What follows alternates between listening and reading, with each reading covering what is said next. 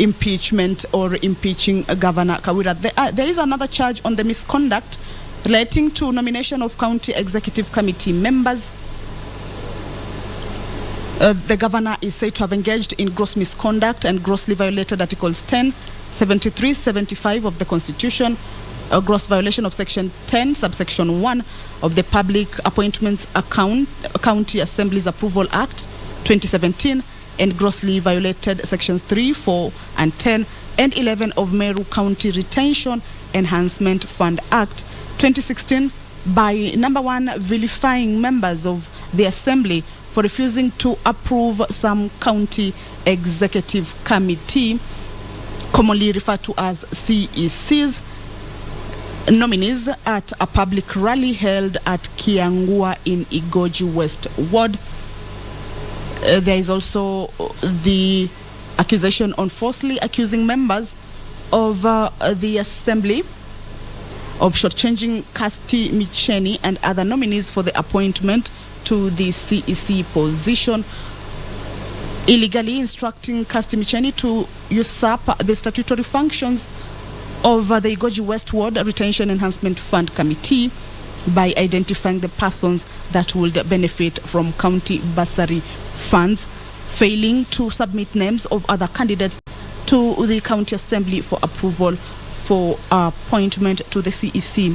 Because after the assembly rejected some nominees, there is also that she is said to have failed to submit names of other candidates to the county assembly for approval for appointment to the CEC after the assembly rejected nominees, reorganizing her government to 6 departments and 3 CEC members after rejection of some nominees, instead of submitting names of other candidates to the county assembly for approval. Those are just but a few of the charges and accusations that the governor is facing, and that is what has led to this impeachment proceeding, or this impeachment hearing that is being undertaken by the Senate, of course, within its mandate to handle such issues according to the Constitution. Today marks day 2, and after all that happened yesterday, in the morning and in the afternoon, the better part was for the county assembly to present its evidence. Remember, the county assembly is the one that moved this motion and impeached the governor, and of course forwarding this matter to the Senate. This is the final decision for this particular sitting, or this impeachment. Once the report is written, it will be tabled before the whole Senate House. That is on 30th, this Friday. And of course, members will have an opportunity to ventilate on that report, and we will see the way forward with regards to that.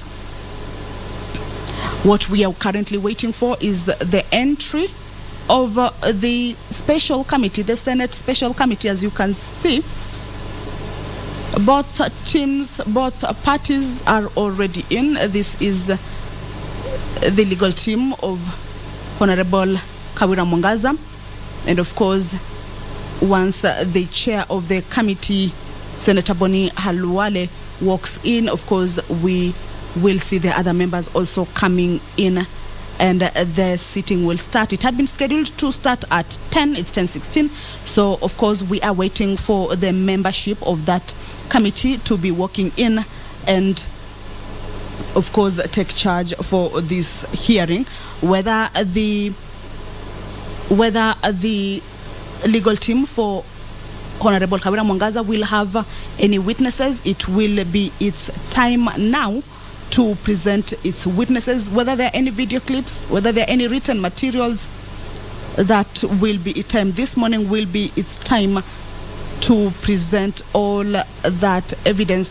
At the end of the day, evidence is what will play out, or will determine how this particular case will go. The county assembly side already had its share of presenting its evidence the whole of Tuesday afternoon, a sitting that went all the way late into the night. at least to enable that side wind up on the evidence and witnesses, cross-examination and re-examination of the witnesses, and of course looking at what exactly is in the video clip, what it entails, of course, with regards to the charges that are being leveled against Honorable Kawira Mwangaza. So this morning, Kenyans will be able to understand what the legal team for Honorable Kawira have or has to table before the committee to defend their client, of course, against all the charges that have been leveled against her. There is the charge on the incitement, bullying, vilification, and misleading campaigns against other leaders. This one, Governor is said to have grossly violated Articles 10, 73, and 75 of the Constitution. Grossly violated Section 19 of the Public Officer Ethics Act. Also grossly violated Section 29 and 34 of the Leadership and Integrity Act. And repeatedly engaged in gross misconduct by holding public vilification, incitement, and humiliation rallies against members of the Assembly and other elected leaders. Inciting the public against the members of the Assembly and other elected leaders while knowing that such conduct can easily trigger violent reactions and cause serious breaches of peace. Accusations under this charge, there is also falsely accusing members of the Assembly and other elected leaders of cartelism, blackmail, greed, corruption, and intimidation. The chambers, as you can see, is already full.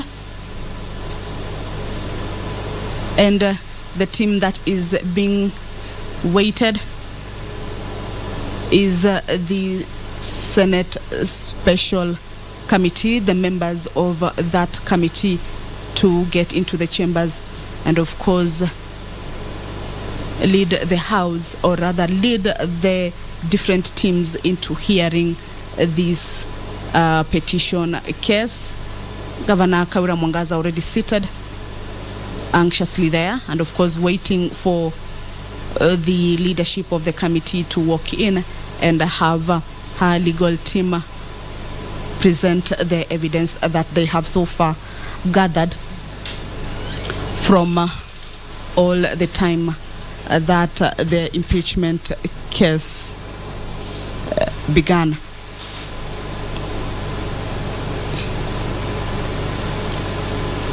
Governor Kawira Mwangaza is also facing the charge of violation of public finance management laws.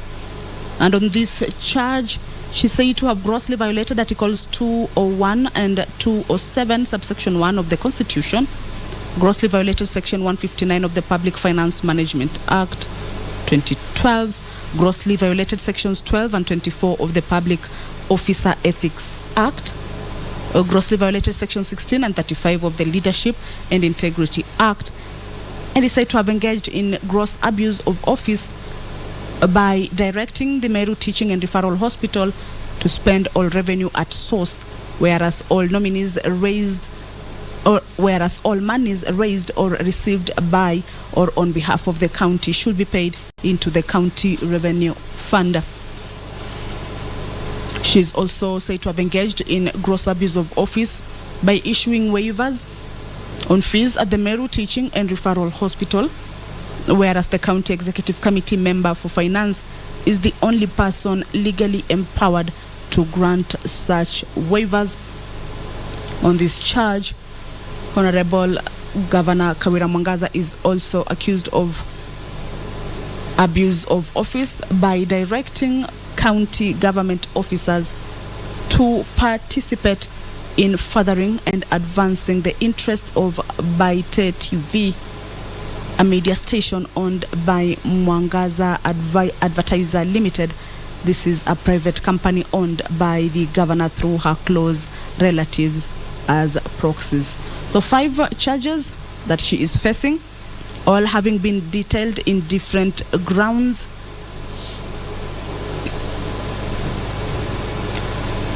And this morning, the legal team will be using the better part of the morning, a sitting or a session that will go all the way to the afternoon.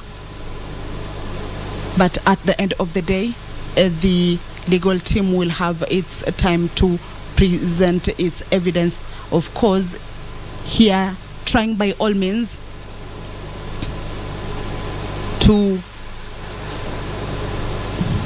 counter all these accusations that have been leveled against her 5 charges. And yesterday, its legal team, while responding to these charges, of course, the governor has denied all these charges, and its legal team termed all of them as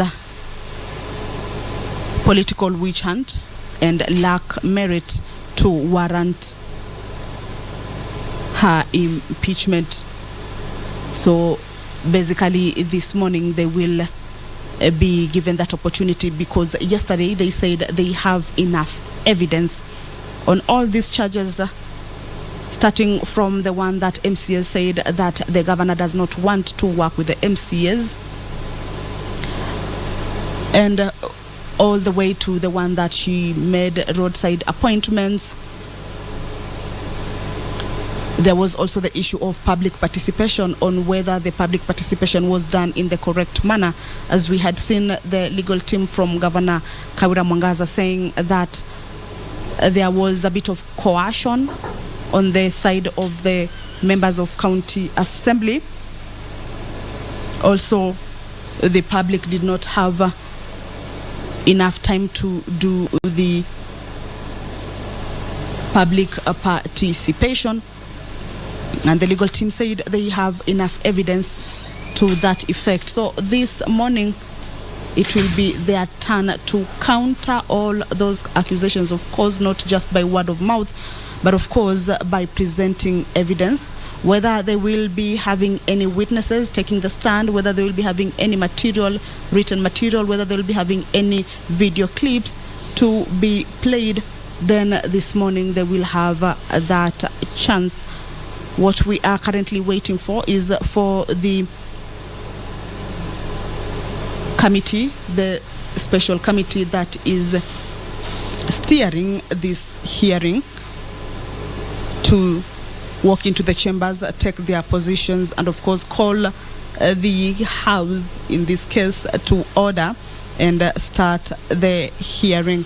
And of course it will be the legal team for the Governor Kawira Mwangaza taking the time to present their evidence on, or rather before the committee. Governor Kawira Mwangaza, as you can see, she is there, of course, ready to have her team present her and give out all the evidence they have that will be countering all these accusations that have so far been leveled against her.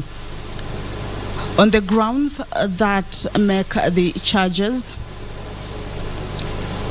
there is a ground that she is said to have done roadside appointments of county workers at Timau. There is also another ground that is said to have she did a roadside appointment of county workers that in Kubu. Yet another roadside appointment of county workers at Kianjai. And there is also a legal committee on the Meru municipality. And all these grounds that form the charges, the county assembly legal team yesterday presented their evidence by way of video clips. They played the video clips before the committee.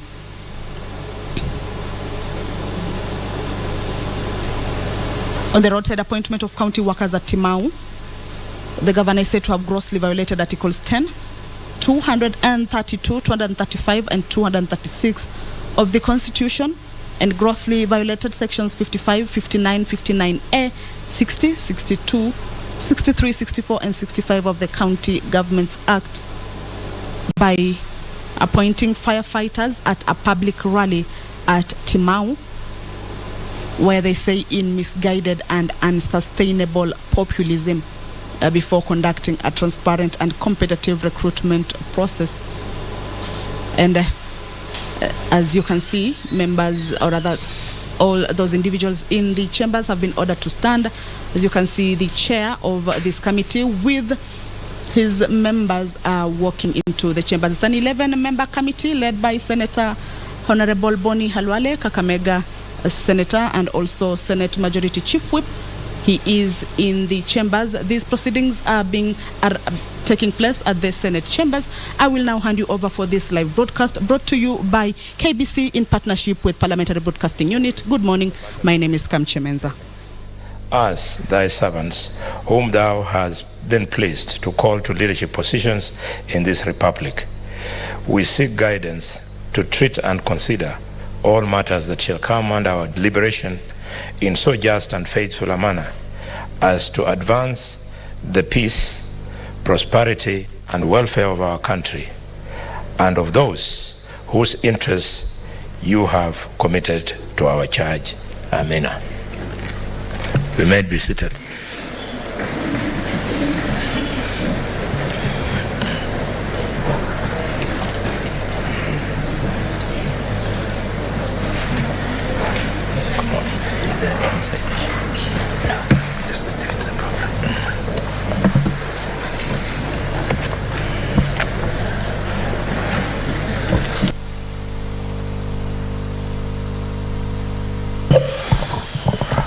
Good morning, everyone. Welcome back. We thank you for yesterday. We thank God for the mercies of allowing us to come this far. So far, so good. I want that before we start the program, I would like to give the Council of the County Assemblies, the lead council, an opportunity if he has anything procedural to raise. Same the Council of the Governor. Thank you very much, Chair, for the opportunity. As intimidated in the night, I note it was in the morning, though it was at night. You gave us leave yesterday morning to file additional replies in response to the additional material that the governor placed on record. And last night I had explained to the Senate the practical difficulty we find ourselves in, that we were here up to around midnight. We had to steal a few hours of rest and now are here again. And you must terminate your proceedings today. So it is not humanly possible for us to place those materials on record between now and the time this trial ends. So in the circumstances, we pray for two options subject to whatever finds favor with you. One, we could place the material on record later on after we adjourn today. That will give problems that the other side might equally tell you they have not seen it, it has not been tested before this forum, so that will raise its own problems. Alternatively, you could allow us, as we cross-examine the witnesses called by the governor, to cross-examine on those additional materials, and tied to that, you could excuse us, so that, because my concern when I was raising the issue is I didn't want the record to reflect that I was given the opportunity to file additional material, but I did not take up that opportunity when the reason for my failure to take it is that it was humanly impossible within the time frames fixed by law. That was the request, Chair.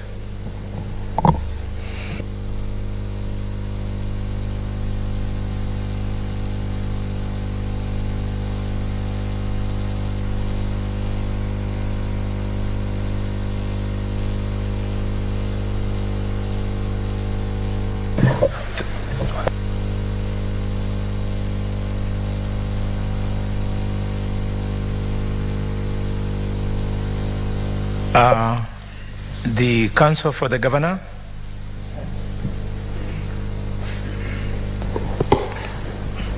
Thank you, Honorable Chairman and Honorable Committee. The representative for the governor, as yesterday, my name is Manassas Mwangi, the lead counsel. We appear together with Mr. Elias Mutuma and Mr. Robert Mutebei. On our part, we do not have any procedural issue that we would like to address at this point. However, I would like to respond to the issue raised by the Council for the County Assembly with the kind permission of Honorable Chair. Yesterday, the team for the governor supplied materials and a supplementary affidavit, which was allowed. It had been served on the Council for the County Assembly the day before yesterday. In the course of arguing whether or not those materials should be placed on record, the Council for the County Assembly indicated they had perused through those materials and they had seen there is nothing in it and they would add no value. They were all aware, all along, what is the contents of the evidentiary materials that we added in these proceedings. Honorable Chairman, we are opposed to the two suggestions that the Council for the County Assembly invites this committee to allow them to exercise. One, they had an opportunity to address those materials yesterday in the course of fielding their witnesses. They would have referred their witnesses to the materials that were new and let them comment, thrashing them. In fact, that happened after the examination in chief, and towards the end of that part of examination in chief, the witnesses for the County Assembly were taken through the bundles of documents produced by the governor.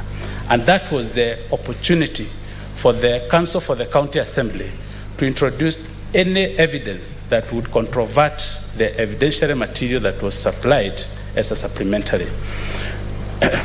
Honorable Chairman, there was another opportunity and another way out. The Council for the County Assembly would have prayed and made an application before this committee and request to be allowed to field a witness, either with a very short witness statement and the rest of the testimony be taken on oath from the witness stand. And Honorable Chairman, we had yesterday so many witnesses who came and departed from the witness statements they had supplied us, and they gave totally new evidence. We did not object to that. They had that opportunity and they did not exercise it. If material is introduced after we have closed our case, the Council for the County Assembly states it rightly. We will never have an opportunity or even knowing what is the nature of those materials.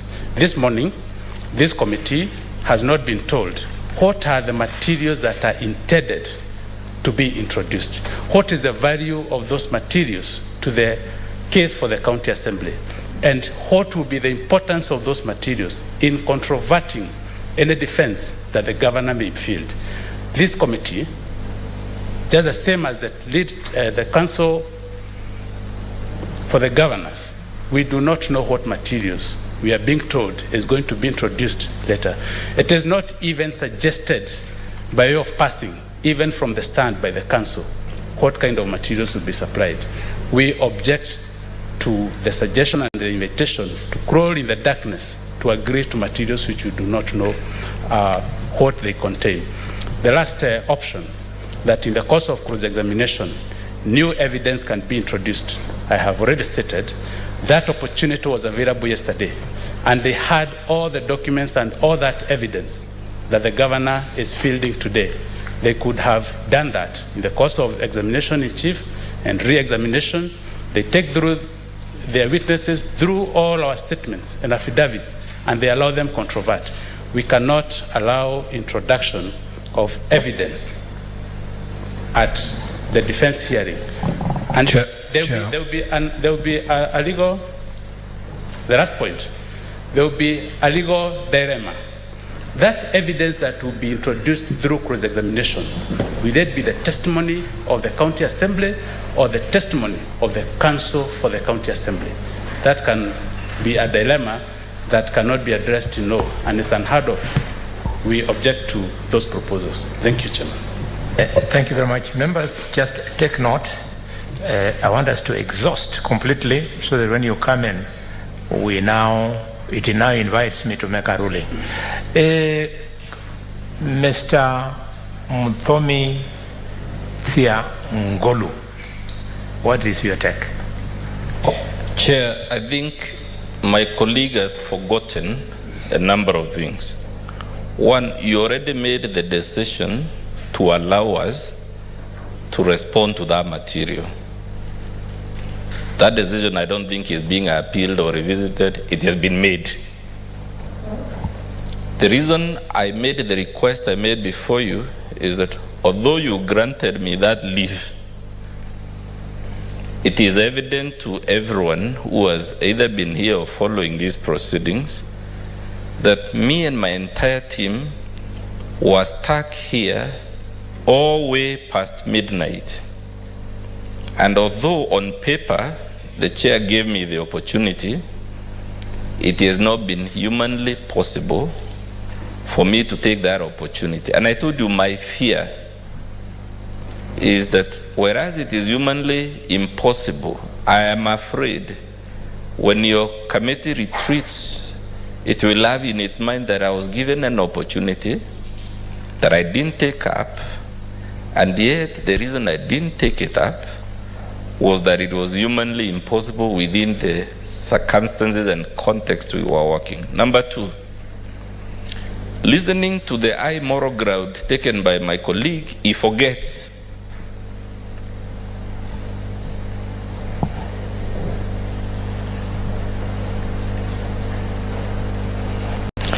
my colleague has forgotten how we got here. And if I remind the Senate how we got here, is that the governor filed documents out of time. The registry, the clerk's office advised the governor, you're filing these documents out of time, we cannot accept them. Go to the committee, seek leave to have these documents admitted on the record. And the committee gave him that leave. No one can fault the committee for that, except that immediately he was given that leave and the documents were treated. He tells you they were served on us. What he hasn't told you on the record, which I had told you yesterday, he not only filed them outside the time set by your rules, he actually purported to serve them way past 5 p.m. on the day after the expiry of his deadline. And I remember telling you, we saw those documents yesterday morning as we were packing our bundles. He tells you because I made certain passing comments on those documents, it is clear therefore I have had the opportunity to reflect on them. Chair, that is not how it works. In our profession, what I would do if we were in an ideal situation, and this is not ideal because of the timelines, is that my team and I will sit down, go through those documents with a tooth comb, flag what we believe are the issues, take instructions from our client, the county assembly, and based on our reflections and the instructions we get, we will then be able to decide what response, what position do we take. Things I took on the bar here studying extempore cannot really be taken. My colleague knows that's not how the legal profession works. And at any rate, Chair, for me, if you assure me that this human impossibility my team and I are placed in will not be used against us, then there is not an issue. You've met your point. Members, I want now to make a ruling. If any one of you would like to help us a little bit by sharing his thoughts, these things must be done in the open. Yes. Chair, I thank you, and I want to just support what the Council for the County Assembly has said. Mr. Chairman, in my position, I don't think that Council for the Governor has any standing to raise the objection that he raised. And I'm happy that Council for the Assembly has reminded him how we got here. I'm looking at my notes, Chair. The items that were introduced, They told us they omitted 3 affidavits from their own bundle. Then one video that forms part of the record was not uploaded, or they gave the wrong flash disk. They are not in any position to raise the objection that they are raising. I do not see any prejudice that would be suffered by the governor if counsel for the county assembly was allowed to cross-examine on this material that we very graciously accepted ourselves as a committee. And you remember, Chair, the thinking was that in these proceedings we would like as much material as possible placed before this committee so that we can help save the situation in the county of Meru. So I think from where I sit, counsel for the governor is out of order with that objection, Mr. Chair. Chairman. Arif? Yes, very quickly, Chairman. The position by the Council of the County Assembly is the true position, because that is the point at which we closed last night, and that was already granted. It's not a new request that is being processed, but a request that has already been granted as it is, and in the actual sense from the proceedings of yesterday, the favor was extended by the County Assembly legal team by not objecting but allowing that to happen. And if they don't have time now, I think the cross-examination should be given the opportunity for them to do what needs to be done. And that ruling happened yesterday. It's not a new ruling. Yes, Vice Chair, you will come after Senator Maruma. Sorry, Chair. What I wanted to raise has been raised by Senator already, Ali, Roba, that the decision for Maruma, if you give me 2 minutes, just hold it here.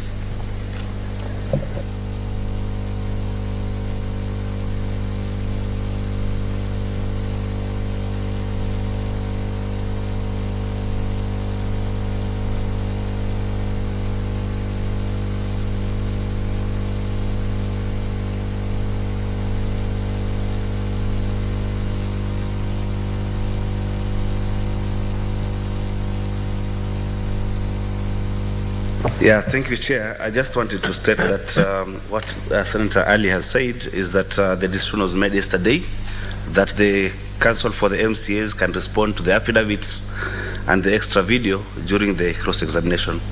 That's it. Yes, Vice Chair.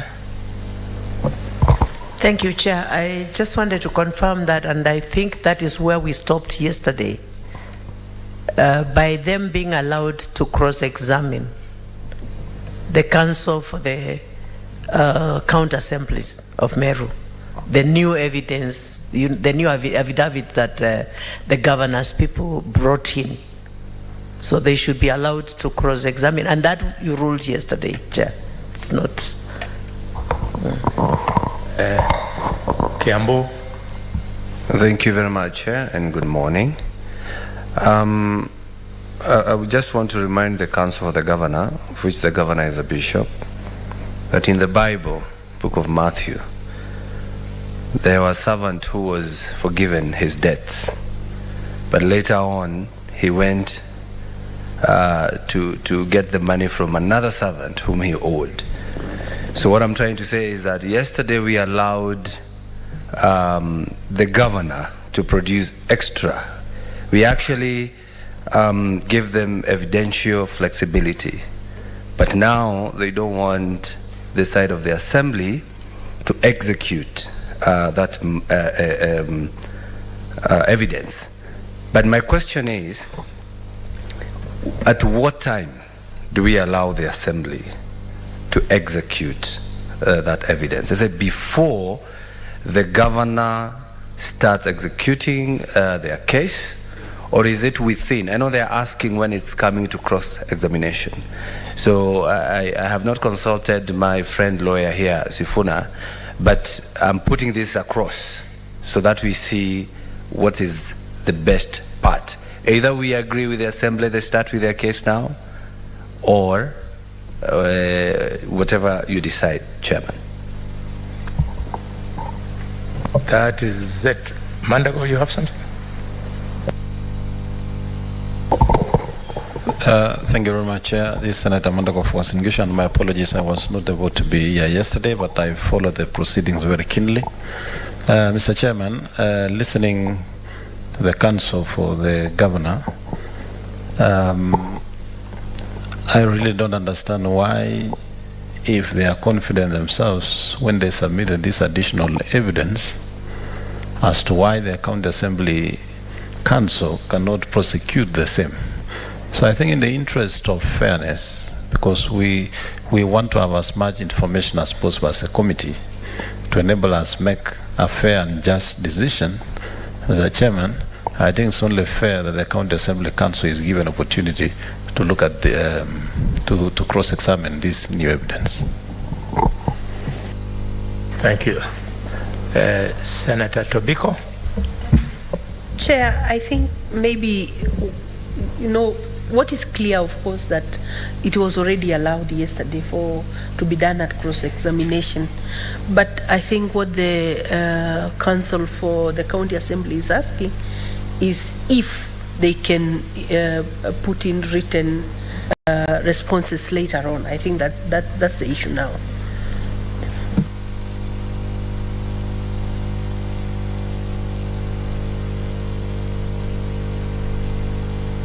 So, this is a small one. We don't have to retreat to make a decision. The decision is hereby made. Council for the County Assembly, you have absolutely no excuse to want to give the impression that there is something which is humanly, using your own language, humanly impossible. We have had a lot of time. We adjourned at 1:45. That is 5.5 hours for you to sleep. Then if you woke up at 6, you have had all the morning up to now, which is 10. So you have all the time. The issue of time does not arise. The second point is to the counsel for the governor. As the white people who taught us this procedure say, what is good for the goose is always good for the gander. So if it was good for the goose called the governor to be allowed to file that evidence yesterday, that which you should have filed by 5 p.m. on 25th on Saturday. Yes? On 24th. By 5 p.m. 24th on Saturday. If it was good for you, then you must carry it with you that it was also good for the gander to also enjoy what we allowed the County Assembly to enjoy.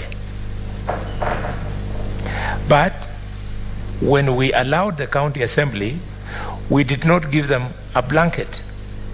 We asked them to make a decision on how they want to be accommodated. And they have said, Council, that all they will do is not to try and file new evidence. Even if they did, it would not be admissible. They're just saying, as you prosecute your case, they will come and cross-examine your witnesses, and during that process, they'll be able to achieve that which they thought they were losing. So we are granting them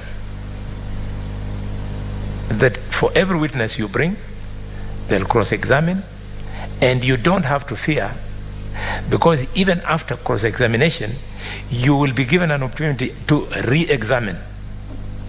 And if there are any areas that look rough, you'll brush them off, and everybody will be happy. That will be the ruling, and seeing that there's no other interjection, there's one final thing which I didn't do. I'm sorry. Chair, kindly. Chair. What is that? I'm by you, sir. Honorable Chair, this is not on the submissions. Mr. Speaker, order, Mr. Speaker. Mr. Speaker, you will be seated. You will be seated. Mr. Speaker, sir. Order. So there is also something procedural which I had not done. Forgive me for this. Immediately after prayer, I want to allow honorable members, one by one, members of the committee, you introduce yourselves, starting with my file.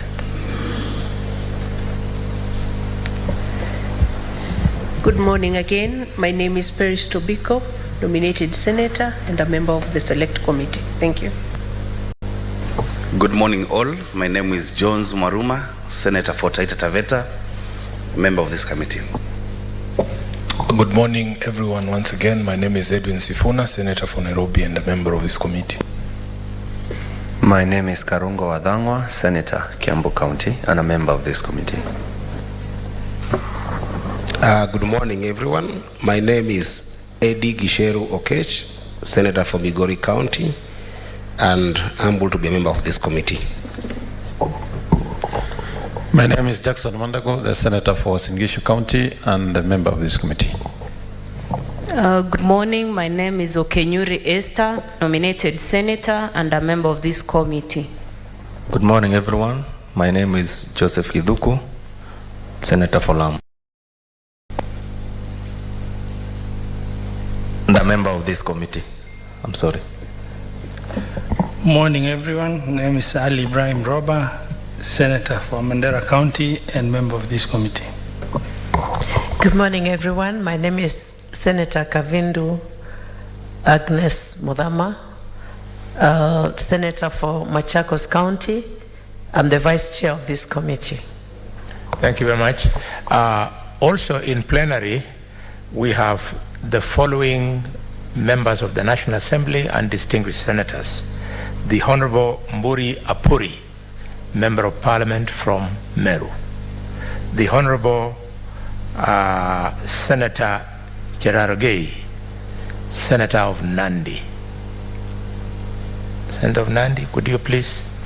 They want to know who it is. Me, I know who you are. Thank you. Thank you very much, Senator. The Honorable Senator Medu. Thank you, Medu. The youngest senator in Kenya. The Honorable Senator Omtata. Thank you. The Honorable, Omtata, Senator for Busia. The Honorable Senator Wamatinga, the Senator of Nyeri. And finally, but not least, I will invite our Deputy Speaker, who is also the Senator of Meru, to not only introduce himself, but to make a remark. And the remark by the Speaker is not for record, it's off the record. Speaker.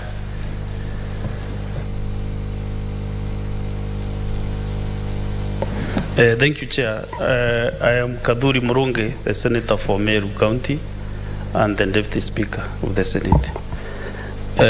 I want to greet you all in the name of Jesus Christ. As Chair, yesterday I requested whether you could supply me with the documents or materials as the Senator for Meru County, which has the issue at hand, so that I can be able to follow the proceedings. And you promised to do that today, because yesterday you told me the Secretariat and not compiled all the documents. Honorable Chair, you remember yesterday I sat here throughout the day, but I was just a pedestrian, like those watching from their homes or from the streets. So since I'm here not supporting any of the signs, but I'm here as a senator for Meru and representing the Ngund County of Meru County of Meru. So I'm here as a neutral person, just to listen to the proceedings, because even after the outcome of whatever outcome from this sitting of this committee, we have a county to protect called Meru. We shall all retreat as a senator to go back to Meru, and we have a county to live in because we can't move away from Meru. So, Honorable Chair, I request if it is humanly possible, let me use the word from our learned friend Dr. Viankoru Mudomi. If it is humanly possible, can you kindly supply me the documents so that also I'll be able to follow the proceedings. Last night, Honorable Chair, as I conclude, many constituents, my constituents from Meru County, were calling me to ask me, our senator, was that document read? Did you see it? Was it the right one? How was it? I could not even tell, was it blue, was it yellow, was it red?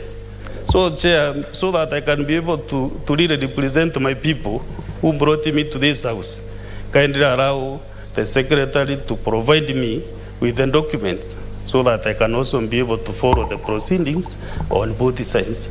I wish this is on record that I'm here not to support any of the sides, but to hear the issues brought to this house, Honorable House, by the County Assembly of Meru, and the issues which are being also presented here by the county government of Meru. Thank you, Chair. Honorable Deputy Speaker, you know how much we respect you, and because you always sit in this seat where I'm seated, you know the challenges that come with it. Any decision made by myself is the decision of this committee, drawing its mandate from the rest of the Senate. We took a decision yesterday that we will not release documents, and for good reason. We did not want to disadvantage the governor. The governor's evidence was not yet public. In law, Article 35 of the Constitution, that gives all of us the right of access to information, we can only enjoy it from now, because now the documents by the governor are being made public. We did not want to disadvantage her case. So I therefore direct to you, the Deputy Speaker, Senator Cherargei, who had the same complaint yesterday, and others, that you will now be supplied with copies. I'm confident that the governor will not have been disadvantaged. It is so directed. I now want to invite the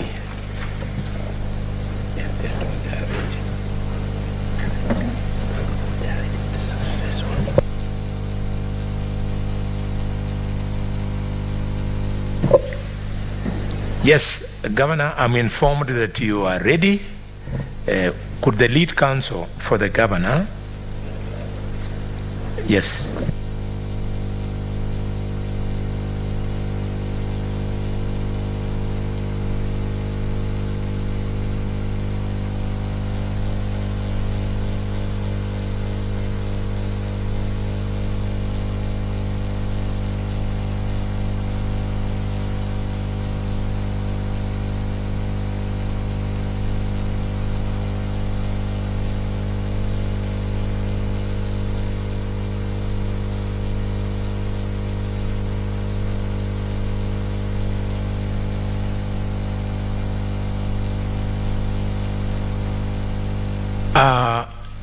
The consultation from the Senator of Migori, he approached the chair, and I'm now allowing him to repeat the same thing so that the record captures his concerns as I give a ruling. Yes, Senator of Migori. Chair, I just seek to the understanding of this committee under Standing Order number 80 of the Senate. It's a procedural question which is on the removal of the governor. And if you go through our Standing Orders number 80, this House is advised by the Standing Orders that you either go the special committee way or you go the committee of the whole. And this special committee is sitting after the House had chosen that the special committee handles this matter. By allowing other senators to participate in the process, whether directly or indirectly, by interacting with these documents, which, to be fair, will be subjected to a report that will be reported to the committee of the whole. Are we defying our own standing orders?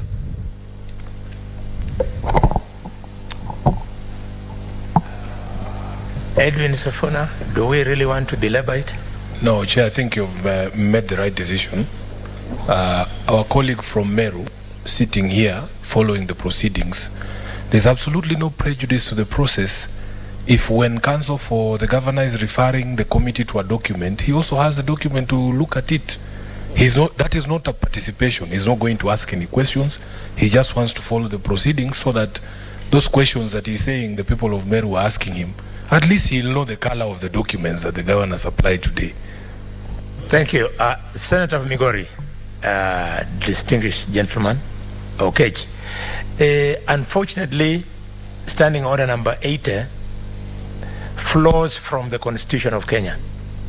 The same Constitution that provides in Article 35 the right of access to information. So because we have no power to suspend Article 35, the members who are here must enjoy that article. However, as they enjoy the article, it should not be to the detriment of this process and also the right of the governor.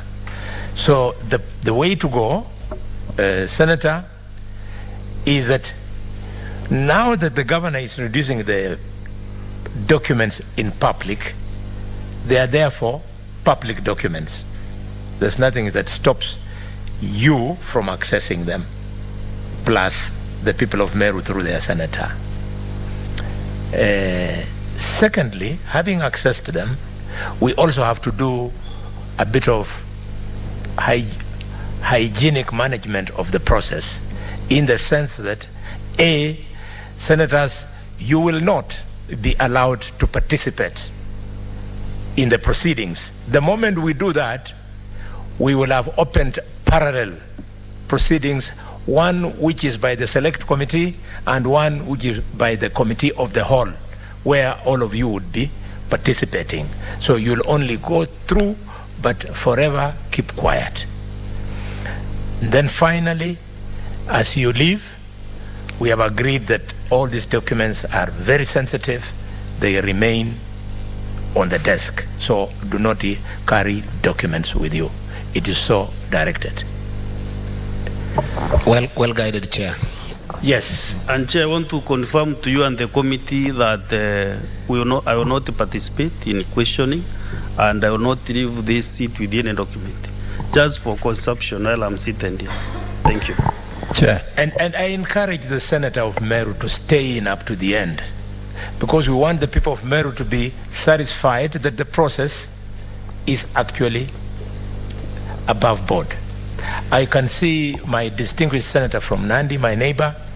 He's dying to catch my attention with standing order. Yes, I have seen you, but I will not allow you. The moment you prosecute your standing order, you are participating in the proceedings, unfortunately. Chair. Thank you.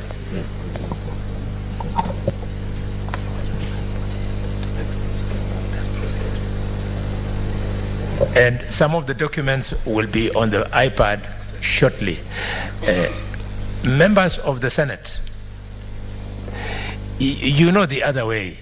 You can easily have your matters raised by communicating with the senators who are on the committee. If you have something you say, what do you think? You can write a small chat, it goes there, so long as you don't disrupt the sittings.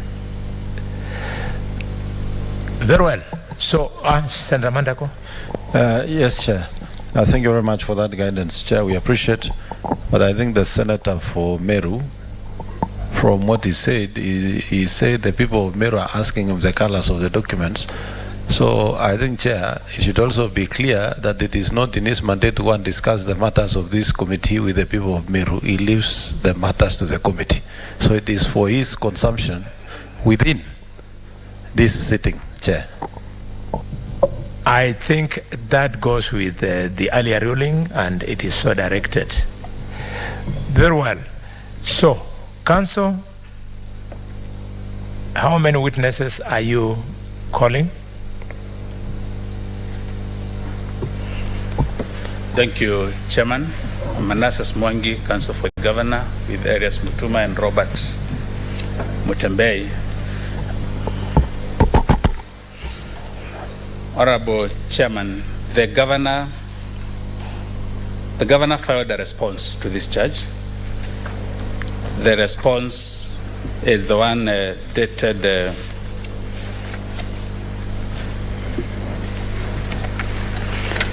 23rd of December 2022 and filed on 24th December.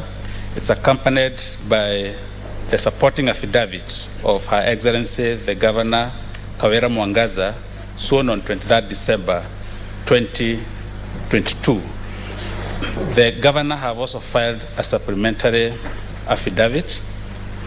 That supplementary affidavit was sworn by Harrison Katobu Getonga on the 26th, on the 26th of December 2022. We also rely on the bundle of documents supplied to this honorable committee as volume 2 of the governor's bundles.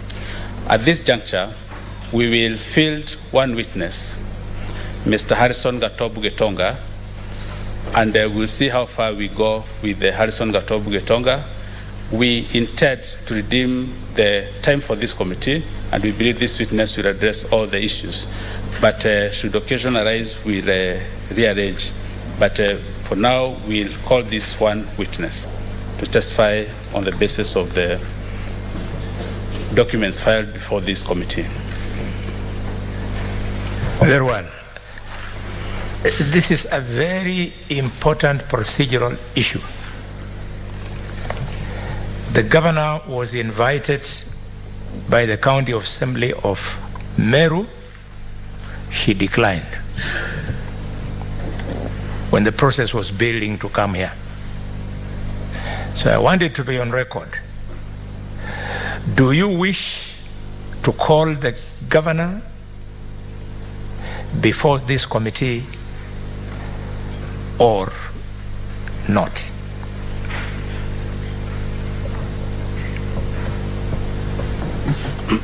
Honorable Chairman, the governor indicated in the response will appear by herself and by council. And we have filed an affidavit sworn by the governor.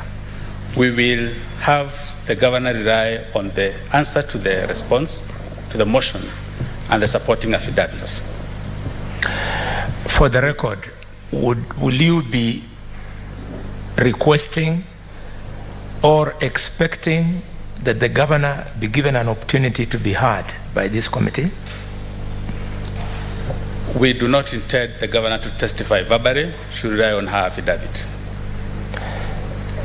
Thank you very much. I want you to know that as you proceed, if at any time you would wish the governor to be heard, we will hear her. We do not want it to be your position that she was gagged by this committee. Most obliged, Honorable You're Chair. welcome. You're welcome. Guided. You may proceed. For the team for the governor, Mr. Arias Mutuma will lead a witness in chief. You're welcome.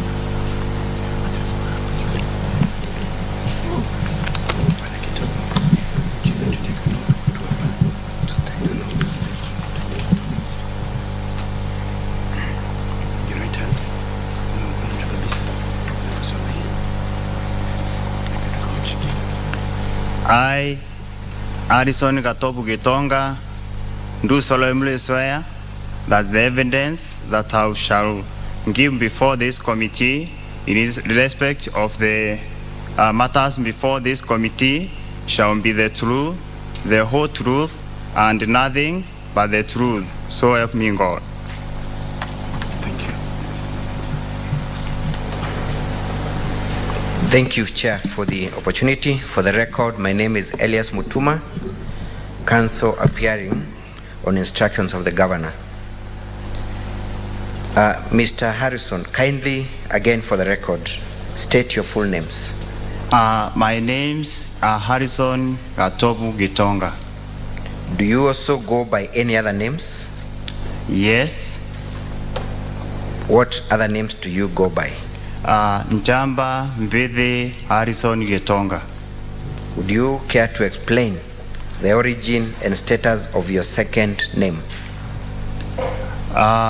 It was a nickname, but I saw an affidavit and it was gazetted on 2nd of December. So you're in the process of changing your name? Yes.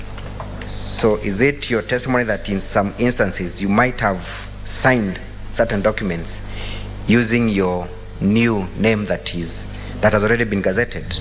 Yes. Thank you very much. What role do you play in the county government of Meru? I'm the Chief of Staff and the Private Secretary to the Governor of Meru County. And what are your roles as the Chief of Staff? What are your functions? Kindly state them for the record. Management of a diary and overseeing all functions and activities in the office of the Governor, as well as receiving all respondences from all quarters to the office of the Governor. Is that all? Managing the staff that is in the office of the Governor and communicating from the office of the Governor to the other quarters. Chair, with your permission, may I get directions on time? I did not get the directions. Thank you. Ask for time. How much time do you want? 2 hours, Chair. I recall that we have a total of 3.5 hours for both examination in chief and the cross-examination. So I can have 2 hours now. Counsel for the respondent can have a bit of it, then some remainder of it goes to re-examination. Chair. You want the counsel for the county assembly to have part of your 2 hours, or what do you mean? No. That is just purely for my examination in chief. Okay. Yes. Chairman. Though I know I might not even need the entire time. Chairman, with your permission, Wakili, I presume that we are going to be relying on this witness statement that is volume 3? Correct, and the affidavit that he has sworn. Where's the affidavit? We filed that affidavit yesterday. Yeah, we have advised you from yesterday that if you want us to follow your case, whenever you are bringing your witness there, you refer us to the documents that you will be relying. Counsel, I raise this because I only have the witness statement, and that witness statement has 8 paragraphs. You want to tell us you will be taking us through 8 paragraphs in 2 hours? Not really. There is an affidavit sworn by the witness on 26th of December 2022. The same was filed yesterday, pursuant to the leave granted by this committee. Perhaps the Secretariat can share the same with... Okay, Chair. Thank you. Chair. Thank you. Yes. Is there somebody calling? Yes. Yes, Mandago. Chair, the document the council is referring to, I want to presume is the one that is unmarked, so the document should be marked for ease of referencing. My apologies again. We were preparing this document while we were still proceeding with this hearing yesterday. That ought to be volume 4, because we have volume 1, 2, 3, and 4. So for the record, that ought to be referred as volume 4. Chair, there are two supplementary documents. Which one is volume? There are two. The bigger one. Okay. This is a management issue. It will not stop us from proceeding. I want to ask one of your councils to approach the chair so that we guide them on how to manage these documents as you proceed. Council for the County Assembly, you have heard, you're being asked to take some time. Yes. Today we're very strict with time. Yeah. Chair, we will need 1.5 hours minimum if this is the sole witness, because my assumption is if he is the sole witness, then he is the one that will speak to every allegation in the impeachment motion and every claim made by the governor in response to that impeachment motion. So we pray that you give us 90 minutes of cross-examination. Very good. This special committee of the Senate will not gag anybody. We therefore give you 120 minutes, 2 hours, and the County Assembly, you have 90 minutes plus an extra 10 minutes should you need it. Governor, you have been in office for that long, but just 64 days after being in office, your colleagues who are elected by you, alongside with you, are asking the Senate that you go away forever, just after 64 days.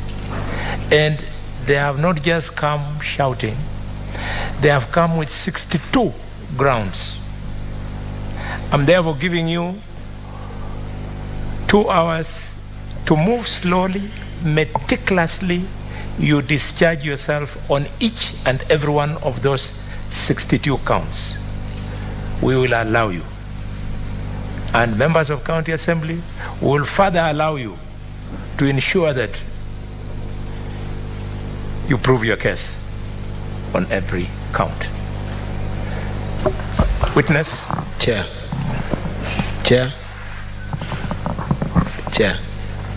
Just to assist colleagues, I think that we have the document, just that for the purpose of colleagues in the committee, volume 3 is of course well marked, but then there is an affidavit which is not marked, but it is there. So just check on your files, you'll have it. That is exactly why I asked them to approach the chair.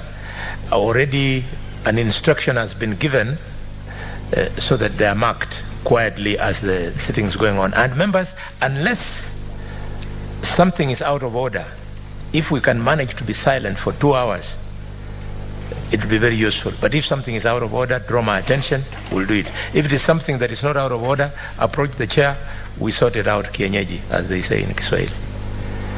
Yes, proceed. Thank you, Chair, for the guidance. Mr. Harrison Katobu.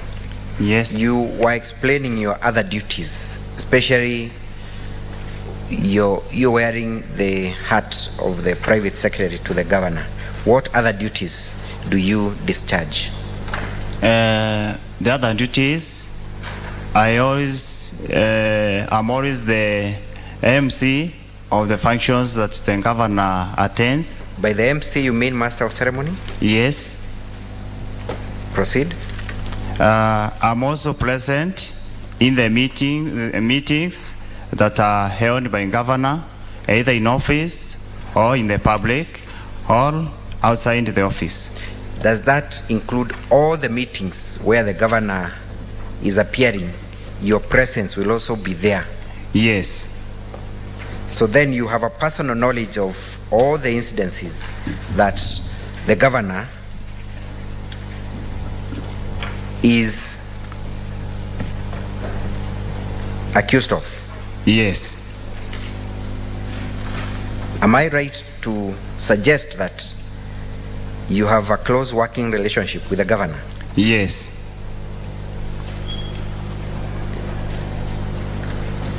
Have you had the occasion to read the notice of motion for impeachment of the governor? Yes. Both at the county assembly and before this select committee? Yes. Are you aware of all the charges facing the governor? Yes. How many are they in number? 62. 62 charges in total. The charges were 5, but they had some top, the small ones, the specific ones, 62. 62 of them. Have you had an opportunity to read the governor's response on each of those charges? Yes. You will agree with me that the bulk of the allegations and charges are in respect of illegal appointments, nepotism, and so on. Yes. As the person in charge of staff, does it concern you when the governor is accused of illegal appointments? Is that within your docket? Yes, it is. It is within your docket. Yes. So when you came across the accusations touching on illegal appointments and nepotism, did you take any action as the chief of staff? Yes. What action did you take specifically in respect to the allegation of the first gentleman of Meru being appointed to a county office? What step did you take? First, I confirmed that there is no a public office that he was appointed to, and to do that, there is no office, either in my office or office of the governor or anyone under that capacity in the team that I lead in the office of the governor. So it is your evidence that the first gentleman is not one of the staff that work for the county assembly under you? He is not. Has there been any office, physical office, where the first gentleman of Meru has been given a space to operate in? No. By the governor of Meru? No. Have you come across any letter of appointment touching on the appointment of the first gentleman? No. Has the first gentleman given any instructions that you are aware of in respect of any functions within the county? No. Did you ever seek to clarify the issue of the appointment of the first gentleman with any office, specifically the office of the County Public Service Board? Yes. Can you kindly give this committee the benefit of that evidence where you sought that clarification? Is there any document to support that assertion? Yes. They are attached in the reply from the governor. And by this, you're talking of volume 2? Yes. What page are we talking about? Honorable members, I'm referring to volume 2 of the governor's response.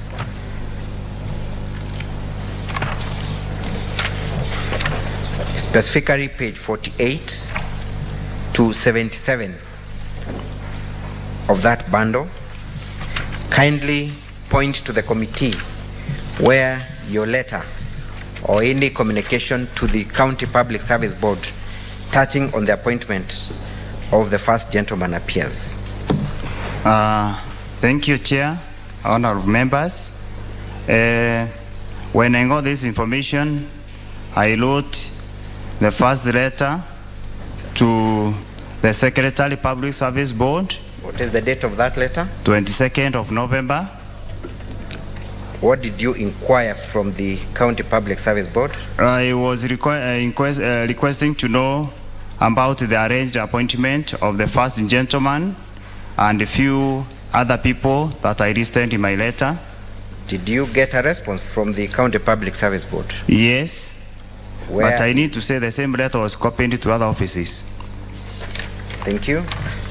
Can you indicate whether you got a response from the office of the County Public Service Board? Yes, I got a letter. And what was the date of that response? 23rd of November. 23rd of November. Yes. And what was the response that is contained in that letter? The response from the Public Service Board is that the first gentleman was not employed by the Public Service Board. Thank you very much. Did you take any other step to confirm whether the first gentleman is drawing any remuneration of any kind from the county government of Meru? Yes. And how did you do that confirmation? I indeed a letter to the payroll manager. Yes. Where is that letter? In your bundle of documents, still at volume 2? Yes. What page is it? Is page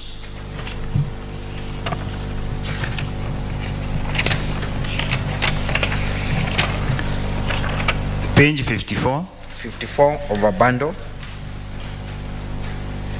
Is that your letter? Are you sure? That is the response that I got. Yes. And what was the response from the payroll master? Is that they are not in the payroll. Then he is not in the payroll. Yes, he is not in the payroll. Thank you.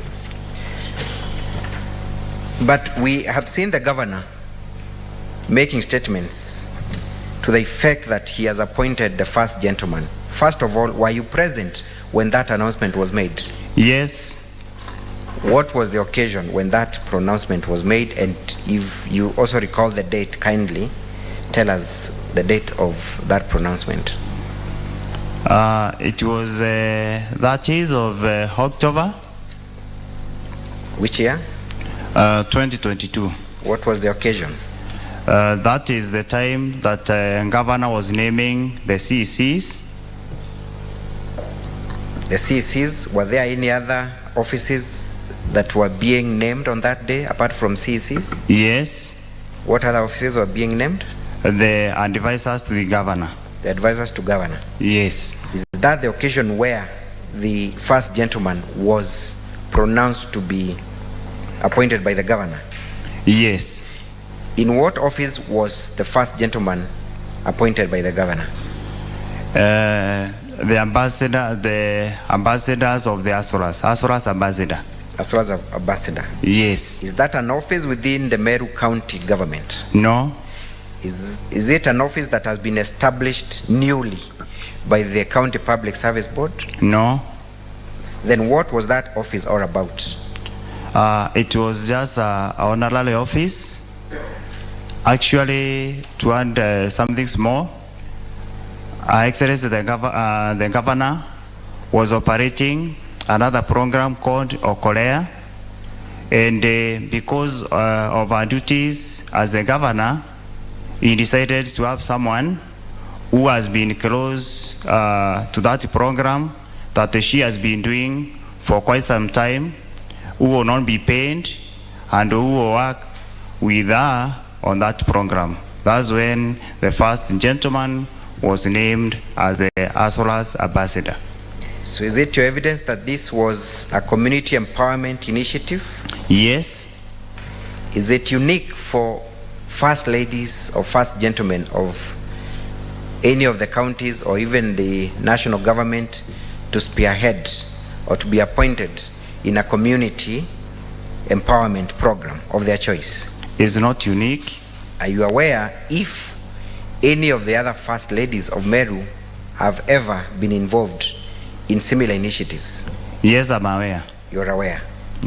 At this point, Chair and committee, allow us play a video contained in a flash disk. The same is marked as KMS6B.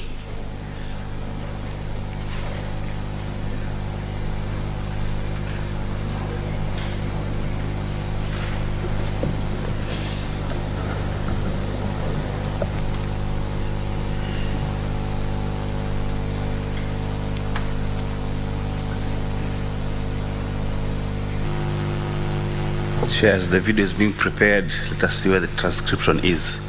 The council can show us where the transcription is. The video is in English, Honorable Member, so there is no need for translation. Thank you. We are very, very happy today. We have come here to launch the Meru Toesa program. It consists of the following women. The first one is Priscilla Murungi. She's not here with us. She's the first lady. She's going to be the patron of this group. The second one is Josephine Bayer. The board will be supported by a strong secretariat from the Ministry of Gender and Social Development. The minister is going to identify some of the officers who will be working with you in that board. And the board will be funded by part of the budget which is allocated to the Ministry of Education, Technology, Culture, and Gender and Social Development to enable you to move to all the corners of this county. Thank you very much. I am sure most of the members of this select committee are aware of the person talking, but for the record, kindly tell us who is in that video and what has he done? Is the former governor, Meru County, His Excellency Kiraito Murungi.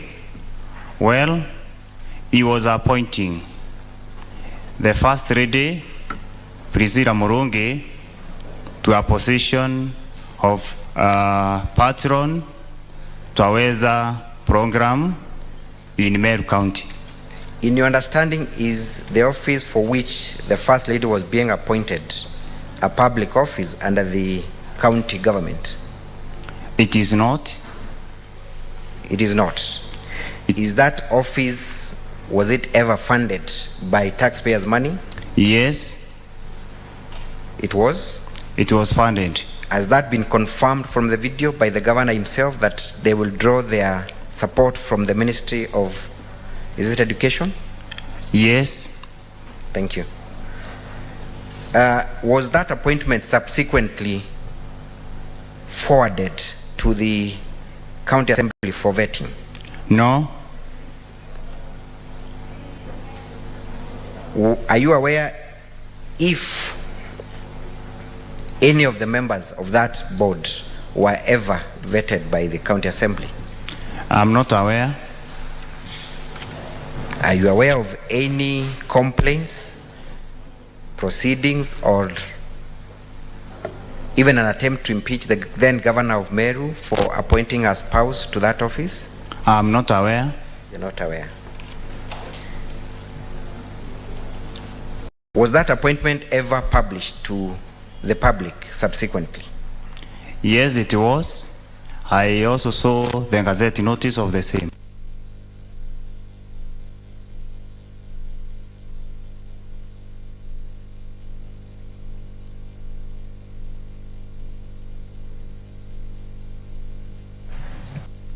So in that Gazette notice, the governor is appointing the spouse? Yes. Thank you very much. Across the other counties, have you also come across similar initiatives by either first ladies or first gentlemen? Yes. Spearheading community empowerment programs of their choice? Yes. Can you give an instance of such initiatives that you are aware of? And have you brought any evidence, rather has any evidence of that nature been brought to this committee? Yes. Where is that evidence contained? Evidence from page 31.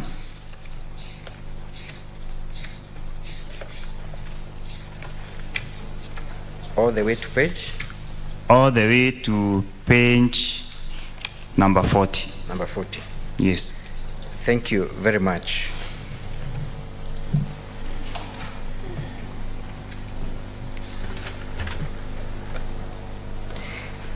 I am sure you've also come across the accusation that the governor has appointed certain people who either do not qualify or without following procedure into public office.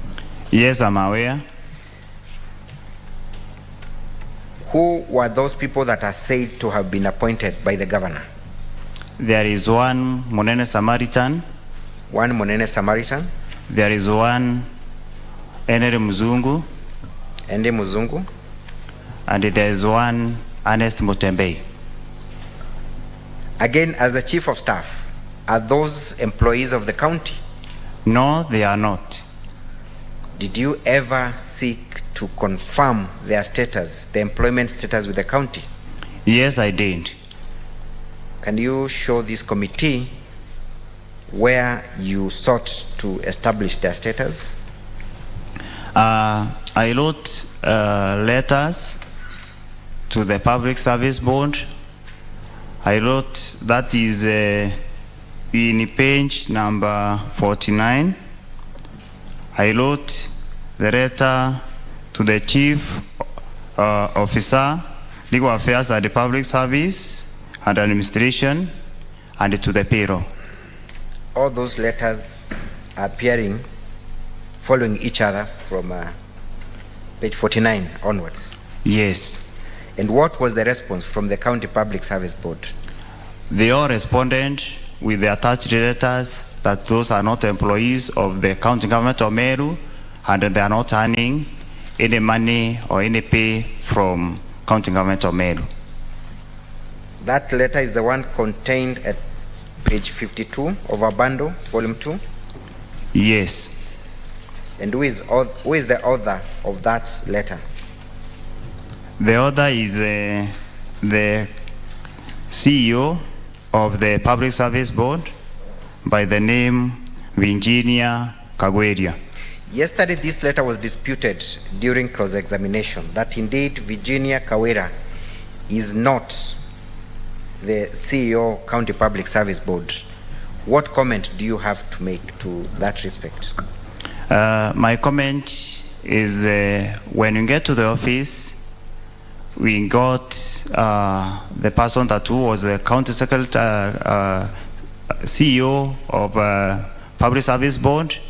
Her term was ending. She didn't allow 2 months, and then thereafter, there is an acting CEO, but on the same strength, the position has been advertised. That position has been advertised? Yes. So Virginia is currently acting? Yes. Pending a substantial office holder? Yes. Substantive rather, office holder? Yes. Do you have any evidence of that advertisement? Yes. Where is it contained?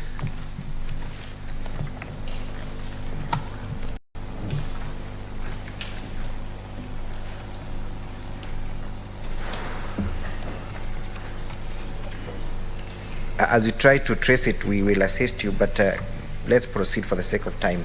So you confirm that indeed Virginia had the capacity to author that letter? Yes.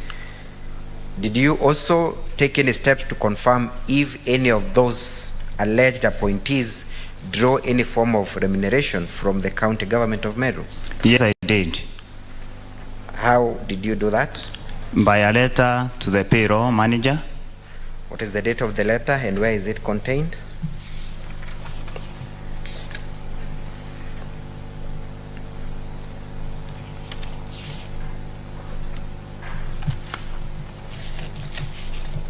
Is it the one under page 53? 53? Yes. Is it 53 or 54? It is page 54. Page 54. Yes. So that is your communication to the payroll master? Yes. And what did the payroll master respond to? Actually, that was the response. Yes. That was our response. The payroll master responded by that letter that is in page 54. My letter was copied actually to him by the Chief Officer, Legal Affairs. Thank you.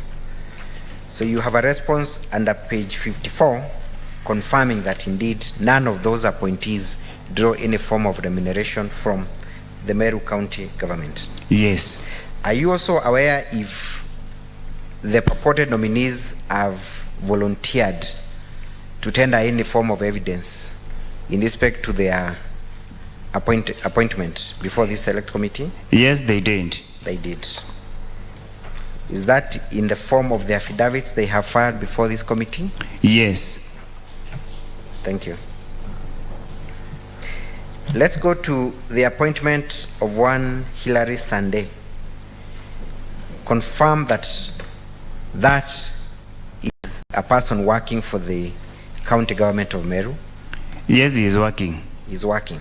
Yes. When was he appointed and how was he appointed? He was appointed on 30th of August 2022. In what position? The Director of Communications. The Director of Communications. Yes. Before we proceed further, yesterday there was a confusion as to whether his position has now subsequently been advertised. Is that the case? No. Which position has been advertised? The communications officer that are outside the office of the governor. The communications officer? Yes. Is that one and the same office where Hilary Sande currently occupies? No, it's a different office. Is it true that in fact Hilary Sande would be the overseer of the person, the officer who's being sought to be recruited? Yes.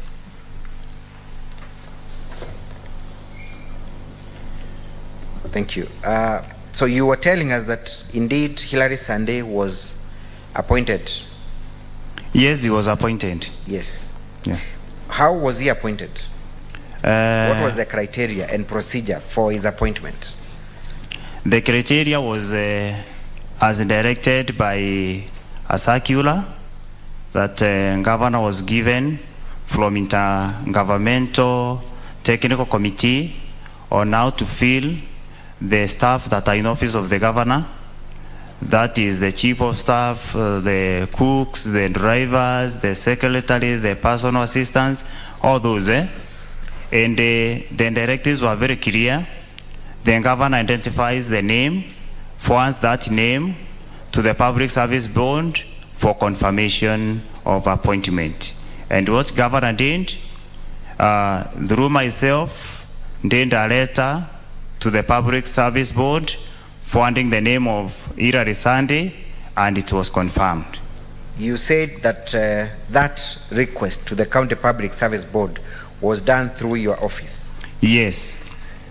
Where is that request found in the bundle of documents?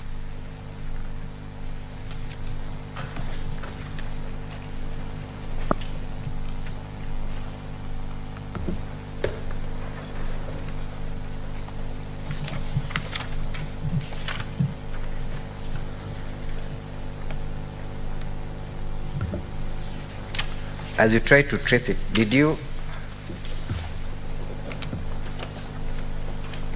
before we go to the appointment, the advisory you're talking about, is it the one contained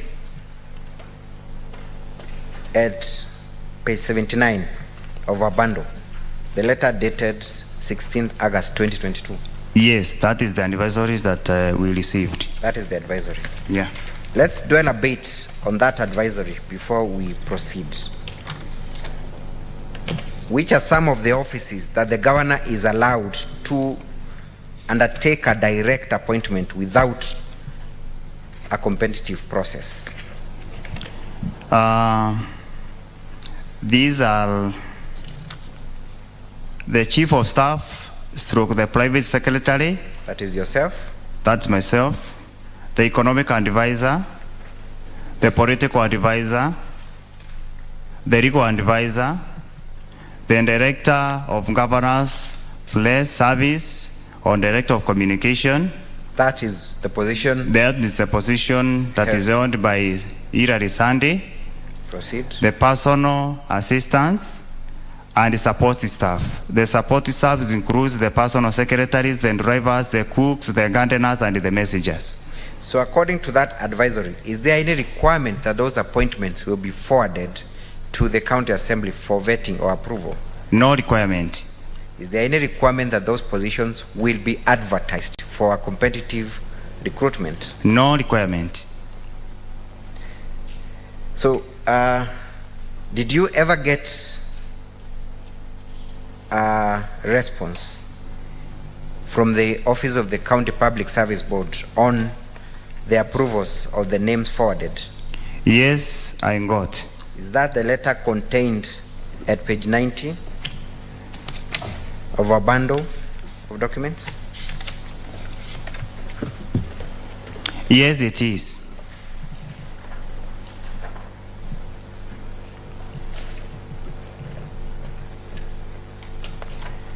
Can you identify the name of Hilary Sande on that list? Yes, he is number 1. Mutuma Irari Mugambi, ID number 31415419, Director of Communications, Job Group, CPSB03. For what period were these persons, including Hillary, appointed in office? 5 years contract. 5 years contract. So when the governor forwards their nominees to the County Public Service Board, is it the County Public Service Board that now takes over those employees and recruits them, or rather issues letters of appointment? Yes, they are the ones that interviews and confirms to the governor that they qualify. So indeed, there is an interview conducted by the County Public Service Board? Yes. So the issue of qualification or suitability of those nominees would be an issue within the mandate of the County Public Service Board? Yes.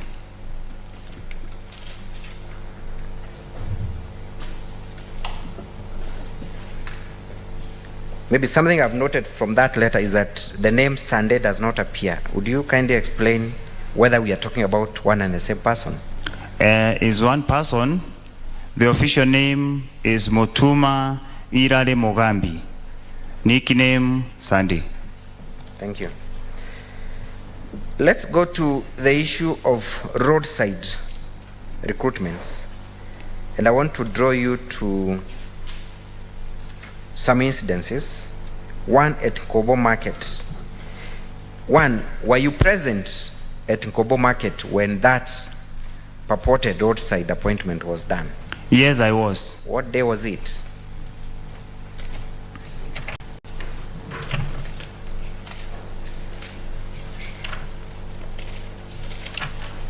Can you remember the date? If you don't remember, it's I don't remember the date. You don't remember the date.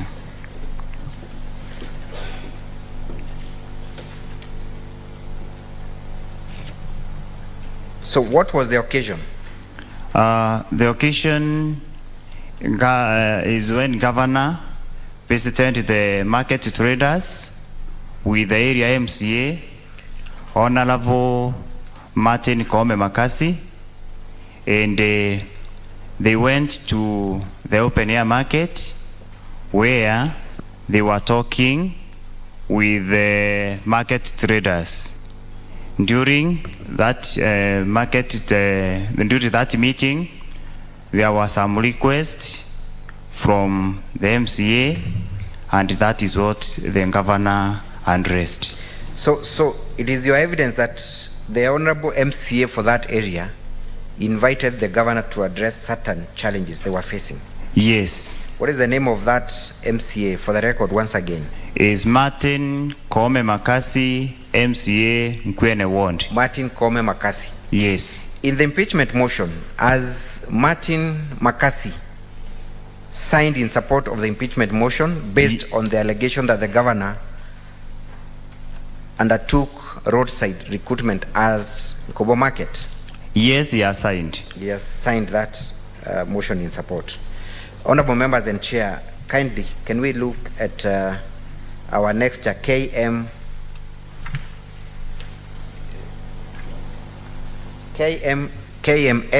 14E. It's a video in our flash disk. The translation because most of the happenings are in Kimeru, is contained at page 98 of our bundle, volume 2.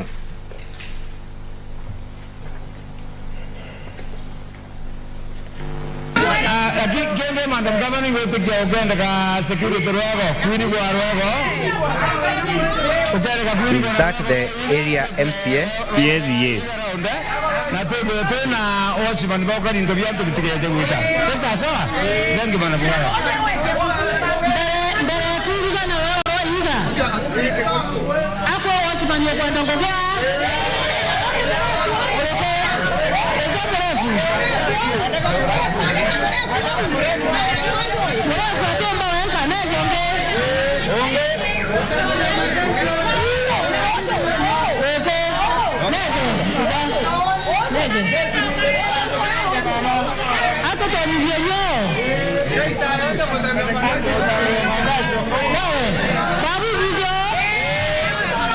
We can even pause there for the sake of time.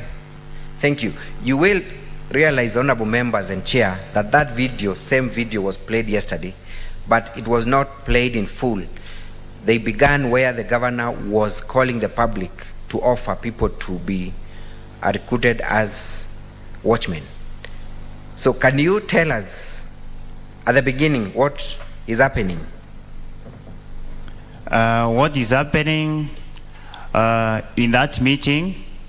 The members of the open air market discussed an issue regarding the security of the items that they leave at the market, and in the deliberations it came out clear that they were supposed to do the arambe, that is, they changa themselves so that they can employ an watchman, because there is no position or there is no employment of the watchman to guard the open air markets as per Meru County employment. Before you proceed, what is the specific request from the member of County Assembly of that ward?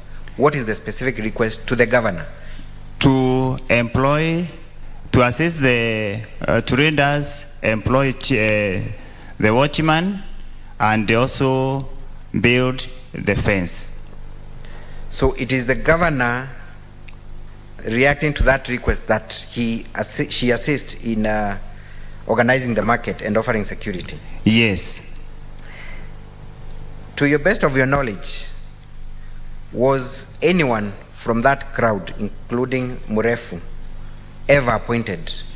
No. By the county government of Meru? No. Did you make that follow-up?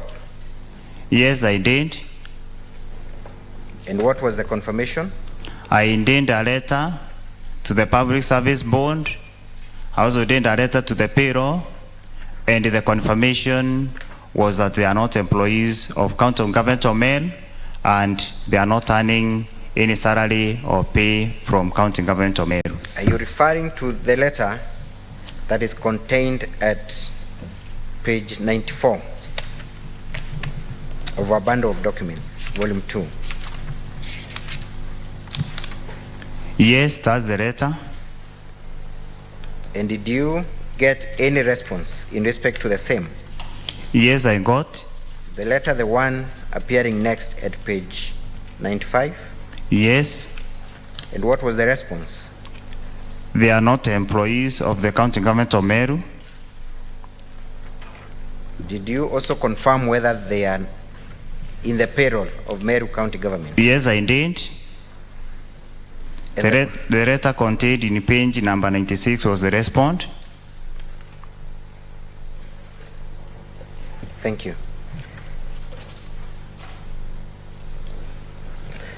The governor has also been accused of directing the sub-county admin to employ. Have you seen any document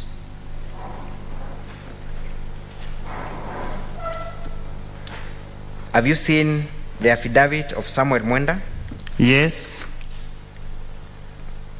What does that affidavit speak of? Samuel Mwenda. I'm referring to now our volume 4. Who is Samuel Mwenda? Is the sub-county administrator, Nkwene Mitungu, sub-county. Yes, so you know him? Yes, I do. I will not question you on the averments of his affidavit, because obviously you would have no knowledge of the same. But you confirm that indeed he is the sub-county ward and mean? Yes, yes. Thank you. Let us move to the other roadside appointment at Timau. Yes. Of firefighters.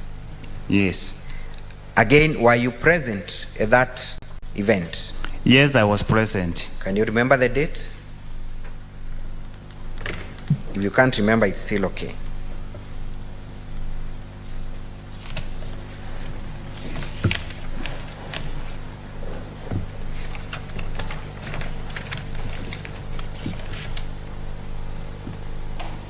It was on 22nd of September.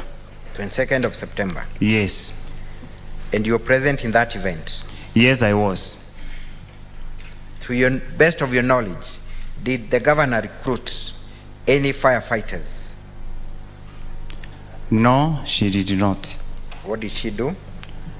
She just recruited some people, 4 people that are going to work or that are working and our Korea program.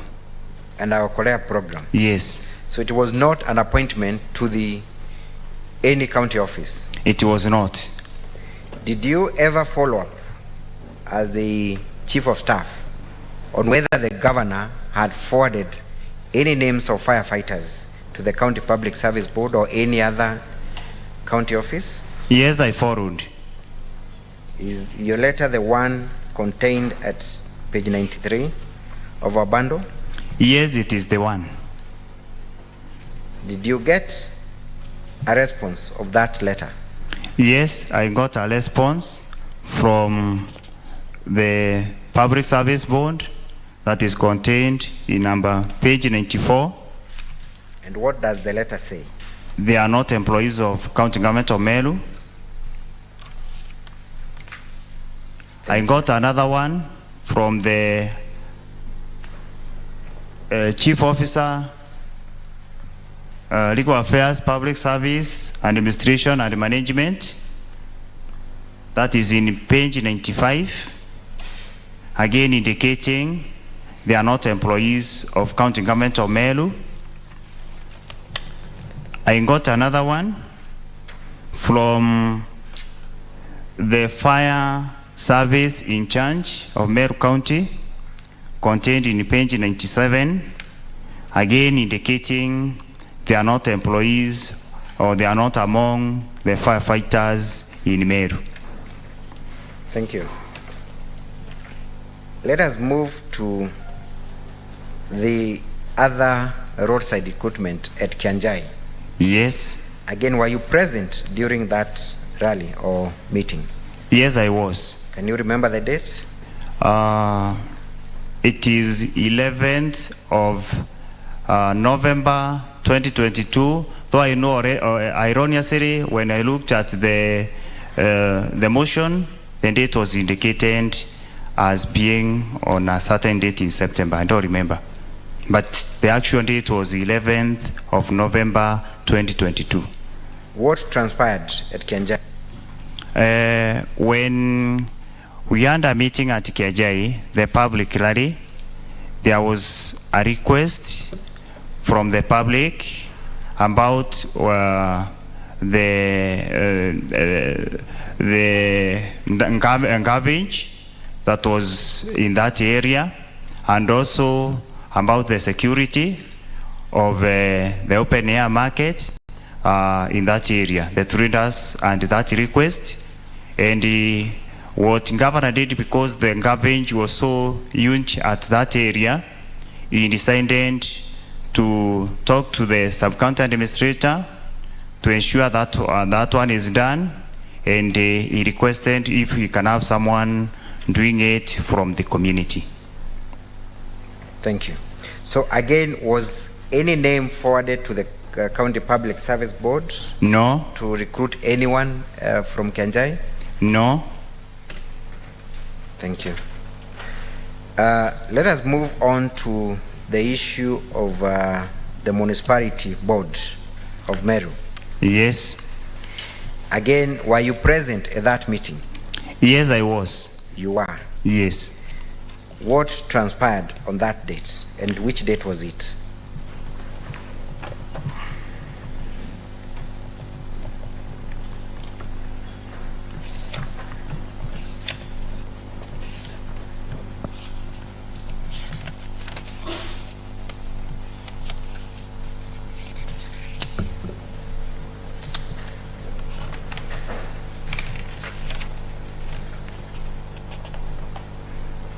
I don't remember the exact date, but what happened, there was some commotions within Meru town, whereby we had 3 groups of taxis, taxi drivers or taxi operators that had some issues with one another, and they approached the governor to solve the problem.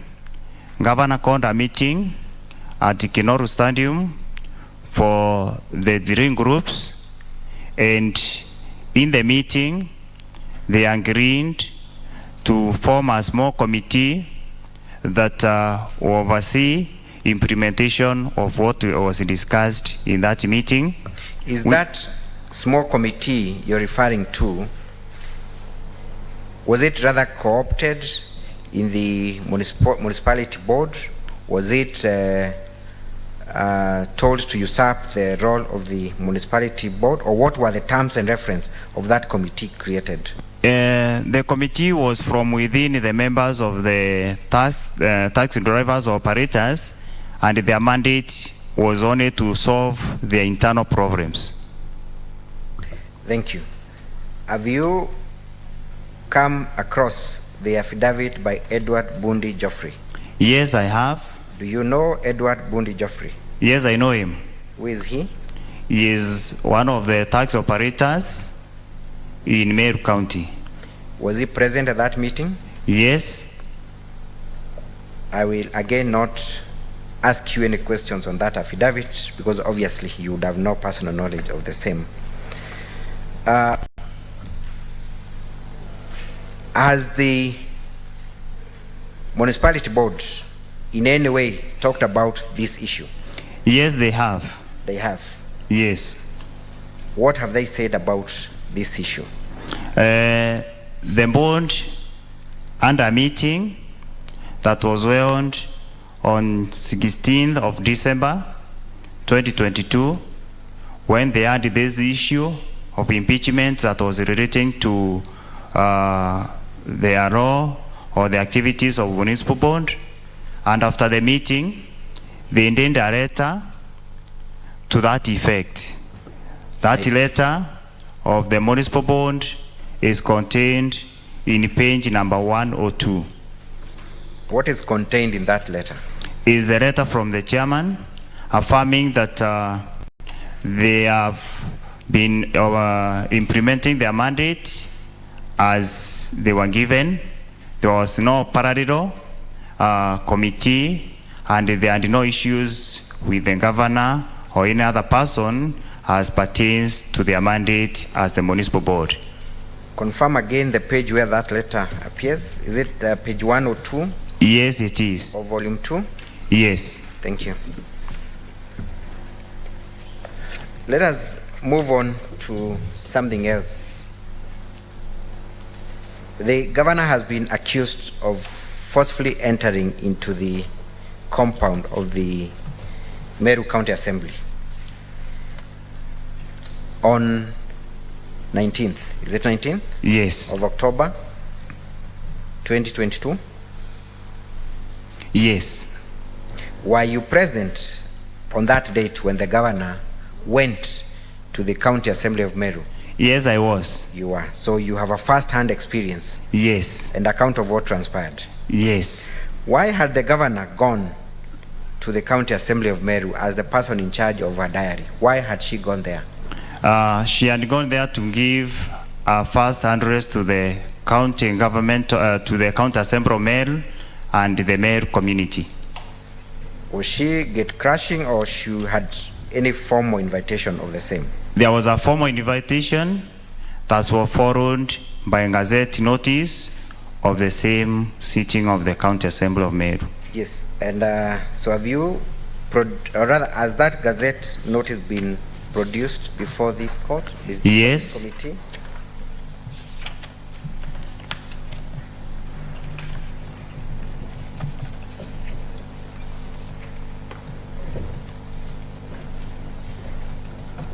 So as we get the gazette notice, so this was a date that has been gazetted for the governor to address the Meru County Assembly. Yes. Is that the gazette notice appearing at page 155 of volume 2?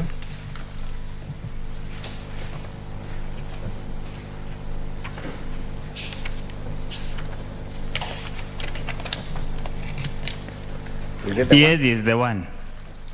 Gazette notice number 12.5, is it 86? Yes. Did the governor ever get a degazettement of that date where she was supposed to address the Meru County Assembly? No, she did not. Did your office ever receive any letter cancelling the invitation for the governor to attend? No letter. No letter. But did you ever get to hear of any lamentations that would affect the governor's address to the County Assembly of Meru? Yes, I did. We wish Honorable Chair and the committee to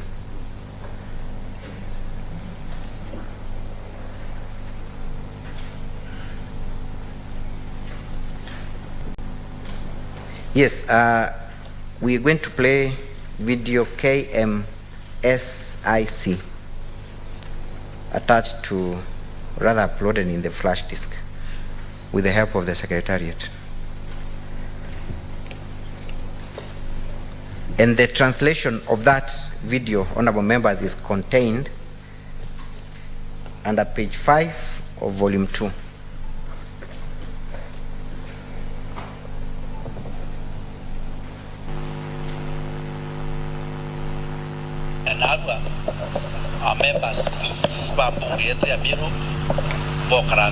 Who is that speaking? The Speaker of the County Assembly of Meru. Mitre ya ngavana ya ngugi na yao itewitaniti. Mitre yao ya ngugi na ngavana itewitate.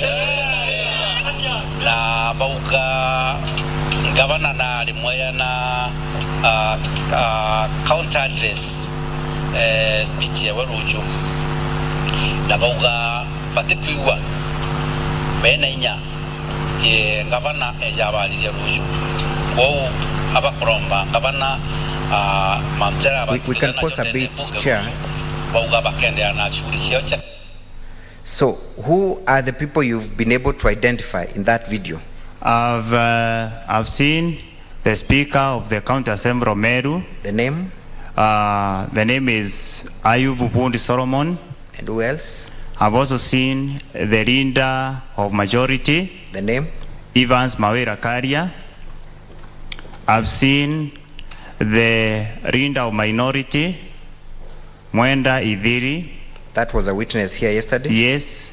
I've seen the mover of the motion, who is also the minority whip, Dennis Kiogora, DMK. Yes. I've also seen the Deputy Speaker of the County Assembly of Meru. Thank you. Let us proceed with the video.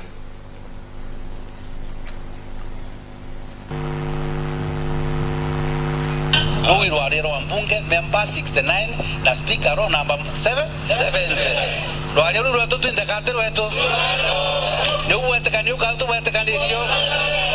Na bojairi members ibakuga ibakaretie baegeria kwaria na ngavana auga akariria members after vetting ya CEC na members auga batirindi kukurukia CEC batia mito kwarania ndiguru babanga nguye county Meru wekagitate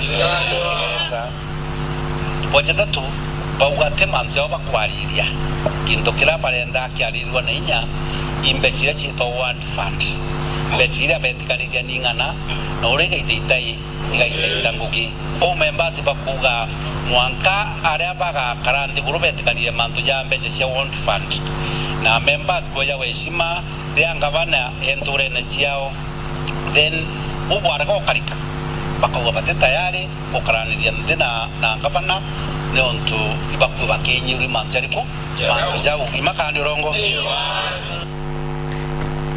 The movers of the motion and witnesses categorically appeared before this committee and denied that the ward fund was an issue. Kindly explain what the speaker was saying. The speaker had given 3 issues. Issue number 1. This, before you proceed, this was a day before the governor was set to appear to the county assembly to address them. Yes, that is on 18th. Thank you. Proceed. 1, he said that all the members have agreed and there will be one. And in the agreement, when you say all the members, there is something the speaker says. How many members?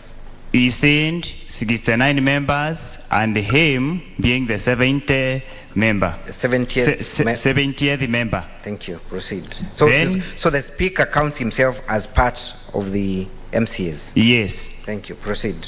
Then he said, if governor is not going to talk to them, they will not pass the list of the CCs that she unfounded to them. And what did they want the governor to talk to them about? What was their demand? That was number 3. The governor to address the issue of ward fund. Thank you. So the issue is 2 threats. What were the 2 threats? The threats were they are not ready to sit with the governor and they do not allow the governor to address the county assembly of Meru on 19th. And in respect to her appointments of CECs? In respect to the appointment of the CECs, they will not pass them unless governor talks to them. Thank you. Let us play another video. That is a KMS1B. KMS1B.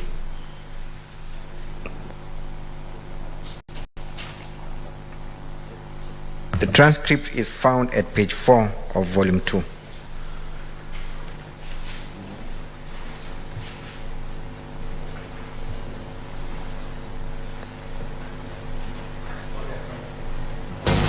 Waheshimiwa wamekaa chini wakasema pia vile gavana anasema ana nafasi ya kuongea nao, pia waheshimiwa hata kuwa nafasi ya kumsikiza kesho siku ambaye alikuwa afanya county address yake.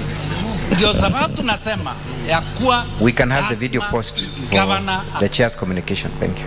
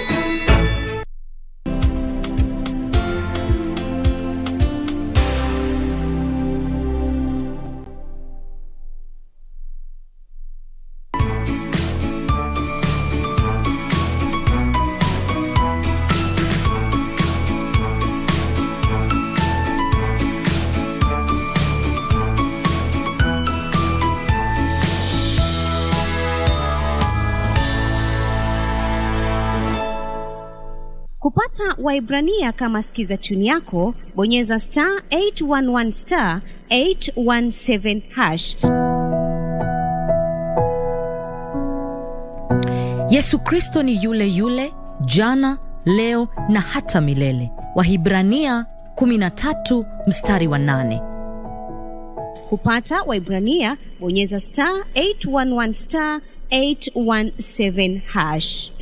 *811 *817#. Sauti ya Kenya 92.9. Hii ni KBC Radio Taifa.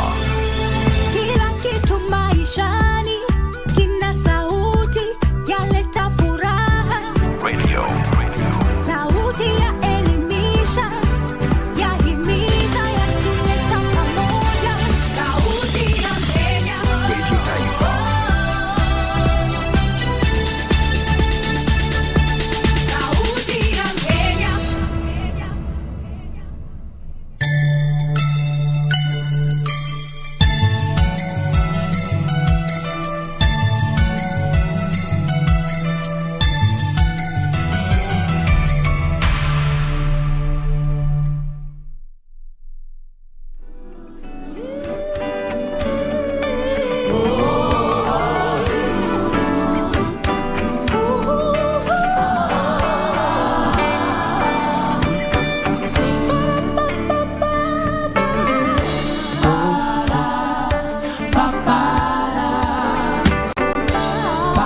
Good evening, everybody.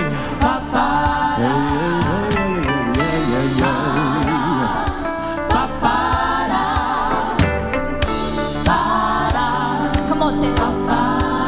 What did they do? Go tell it on the mountain, Come on. over the hills and everywhere. Go and tell it on the mountain that Mary's baby was not just an ordinary baby. Listen, tell him the Savior is born.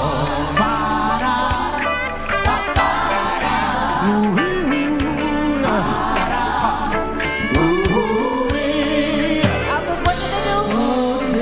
Tell them again. Come on, ladies. Ooh, come on. Go tell it. Sing it. All that. Give them a little support now. Come on, man. Everybody now. Go tell it. All that mountain. Everybody now. Which mountain? Kilimanjaro. Go tell it. On that mountain. Longo Norte. On that mountain. What about Mount King? Go tell it. On that mountain. Go tell it. On that mountain. Go tell it. On that mountain. Go tell it. On that mountain. Go tell it. On That Mary's baby What was it now? was not just an ordinary baby. Tell him the Savior is born.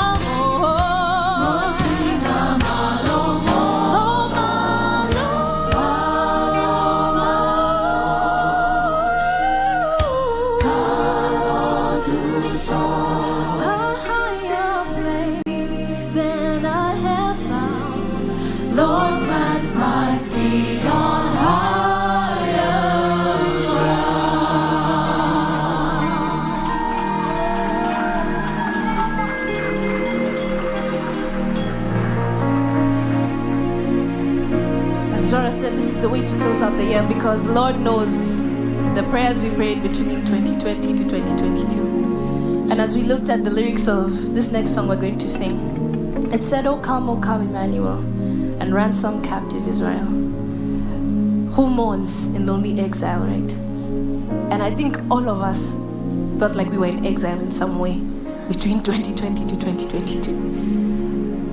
If it wasn't God, get us out of this. God, I don't have rent.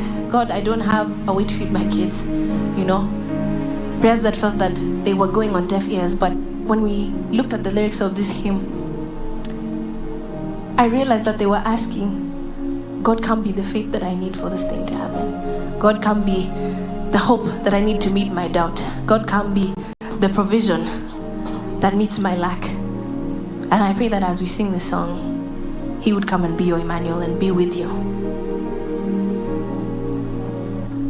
Oh, come, Emmanuel, and ransom captive Israel.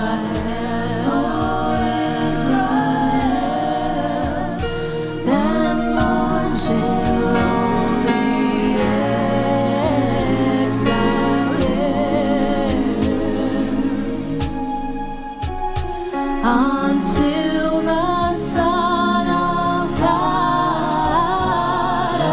appears. Rejoice, rejoice,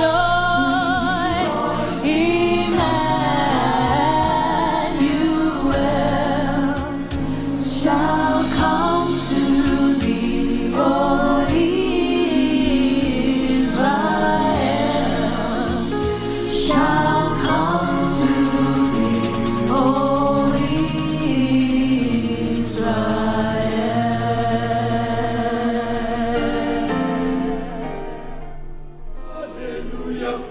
Hallelujah, hallelujah, hallelujah, hallelujah. Joy to the world, the Lord is come. Let earth receive our King. Let every heart prepare Him room. And heaven and nature sing, and nature sing, and nature sing. And heaven and nature sing. Hallelujah, hallelujah, hallelujah, hallelujah, hallelujah. Joy to the world, the Savior reigns. Let all His glory throne on fields and blood, on fields and plains. Repeat the sound, repeat the sound, rejoice. Repeat, repeat the sounding joy. For the Lord God omnipotent reigneth. Hallelujah, hallelujah, hallelujah, hallelujah. Hallelujah, hallelujah, hallelujah, hallelujah, hallelujah.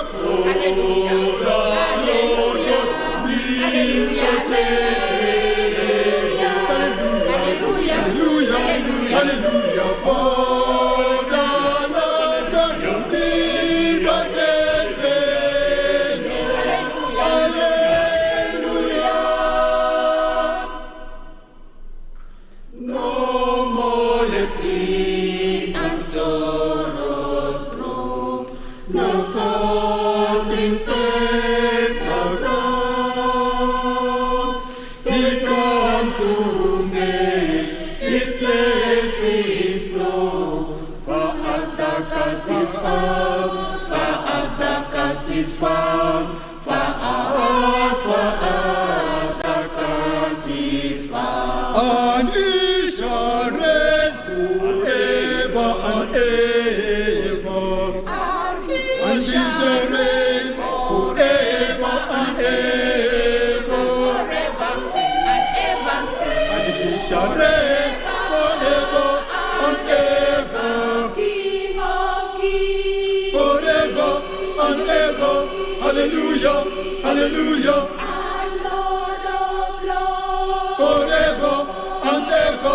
hallelujah, hallelujah.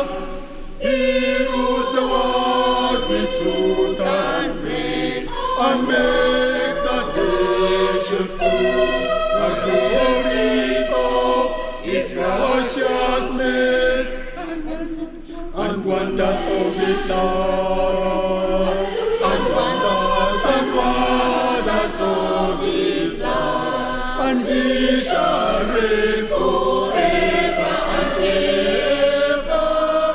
Joy to the world, joy to the world, forever and ever, forever and ever. Hallelujah, hallelujah, hallelujah, hallelujah.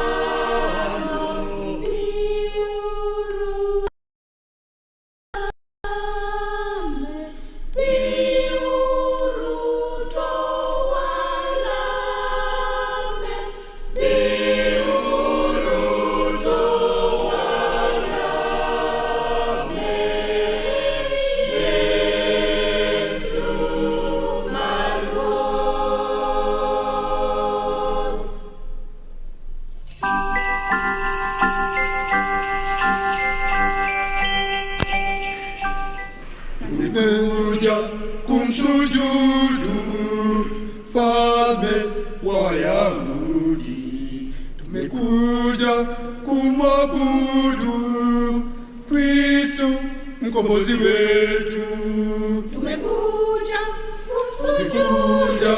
kumsujudu Falme wa Wayahudi, tumekuja kumwabudu Falme, huyo ndiye Kristo mkombozi wetu, tumefuata nuru yake, nuru hiyo ya angaza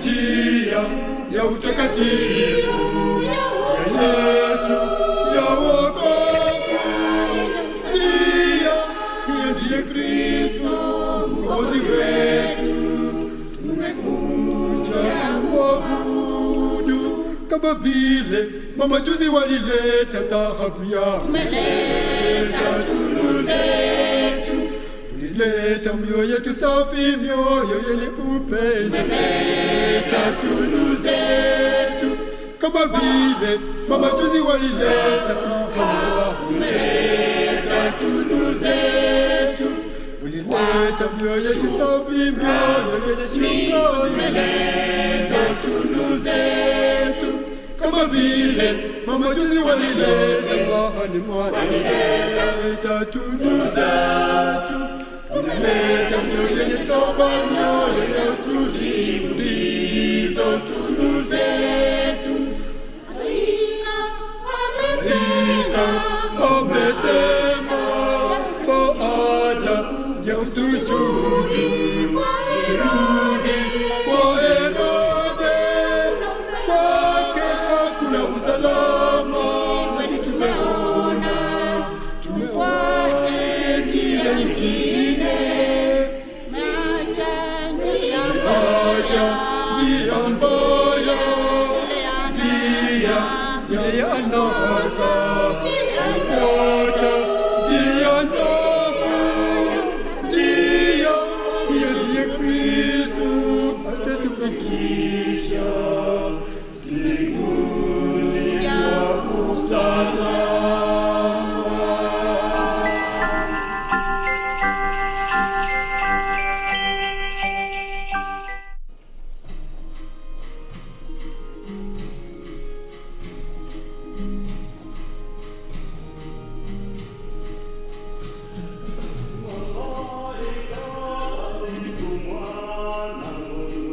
kupeleka habari kwa Mariamu, yeye atamzaa Mwokozi atakayekomboa dunia.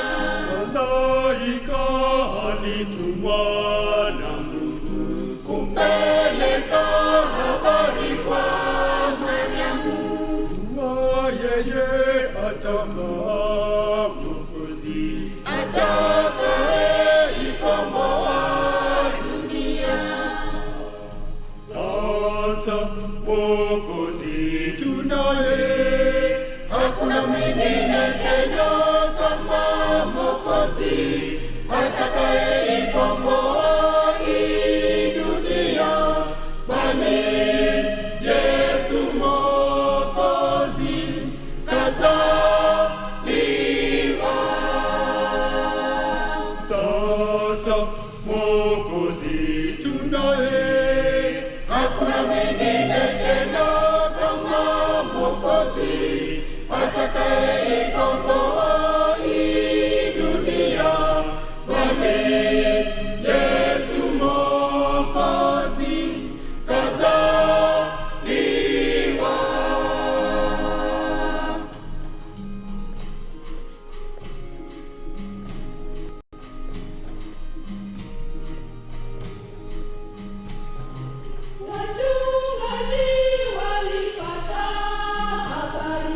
Kuwa Yesu kazaliwa porini,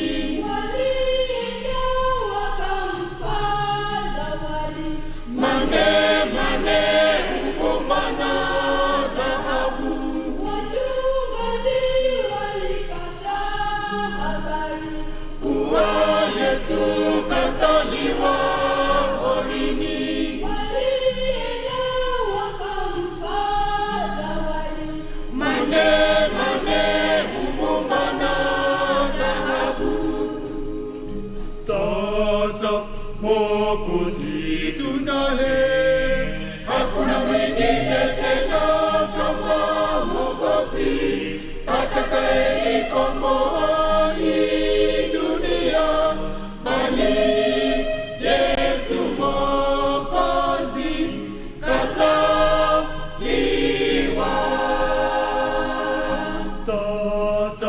Mwokozi tunaye, hakuna mwingine tena kama Mwokozi atakayekomboa hii dunia, bali Yesu Mwokozi kazaliwa.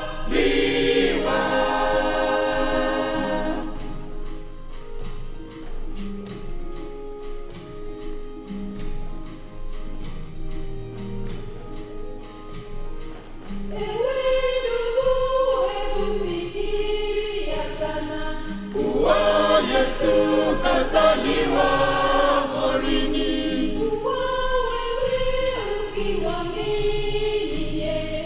utapata uzima wa milele.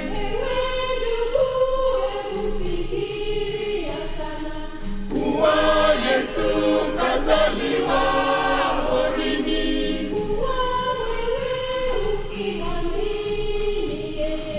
utapata uzima wa milele.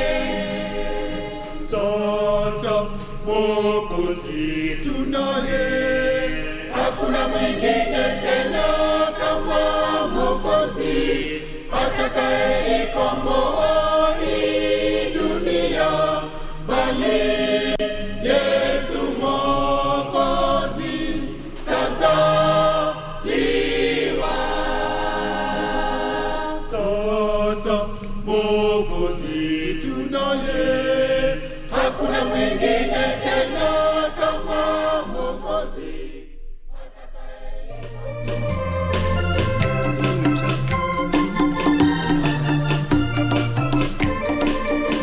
Mensone Moshe, Nijina Maria, Ukaitode Yobe, Tukone Yesu Kakenge, Muarati ni Wangombe, Arete Magege, Ukoja Kakenge, Ukaitode Yobe, Tukone Yesu Kakenge, Muarati ni Wangombe, Urati Waisa yani Moi, Moi,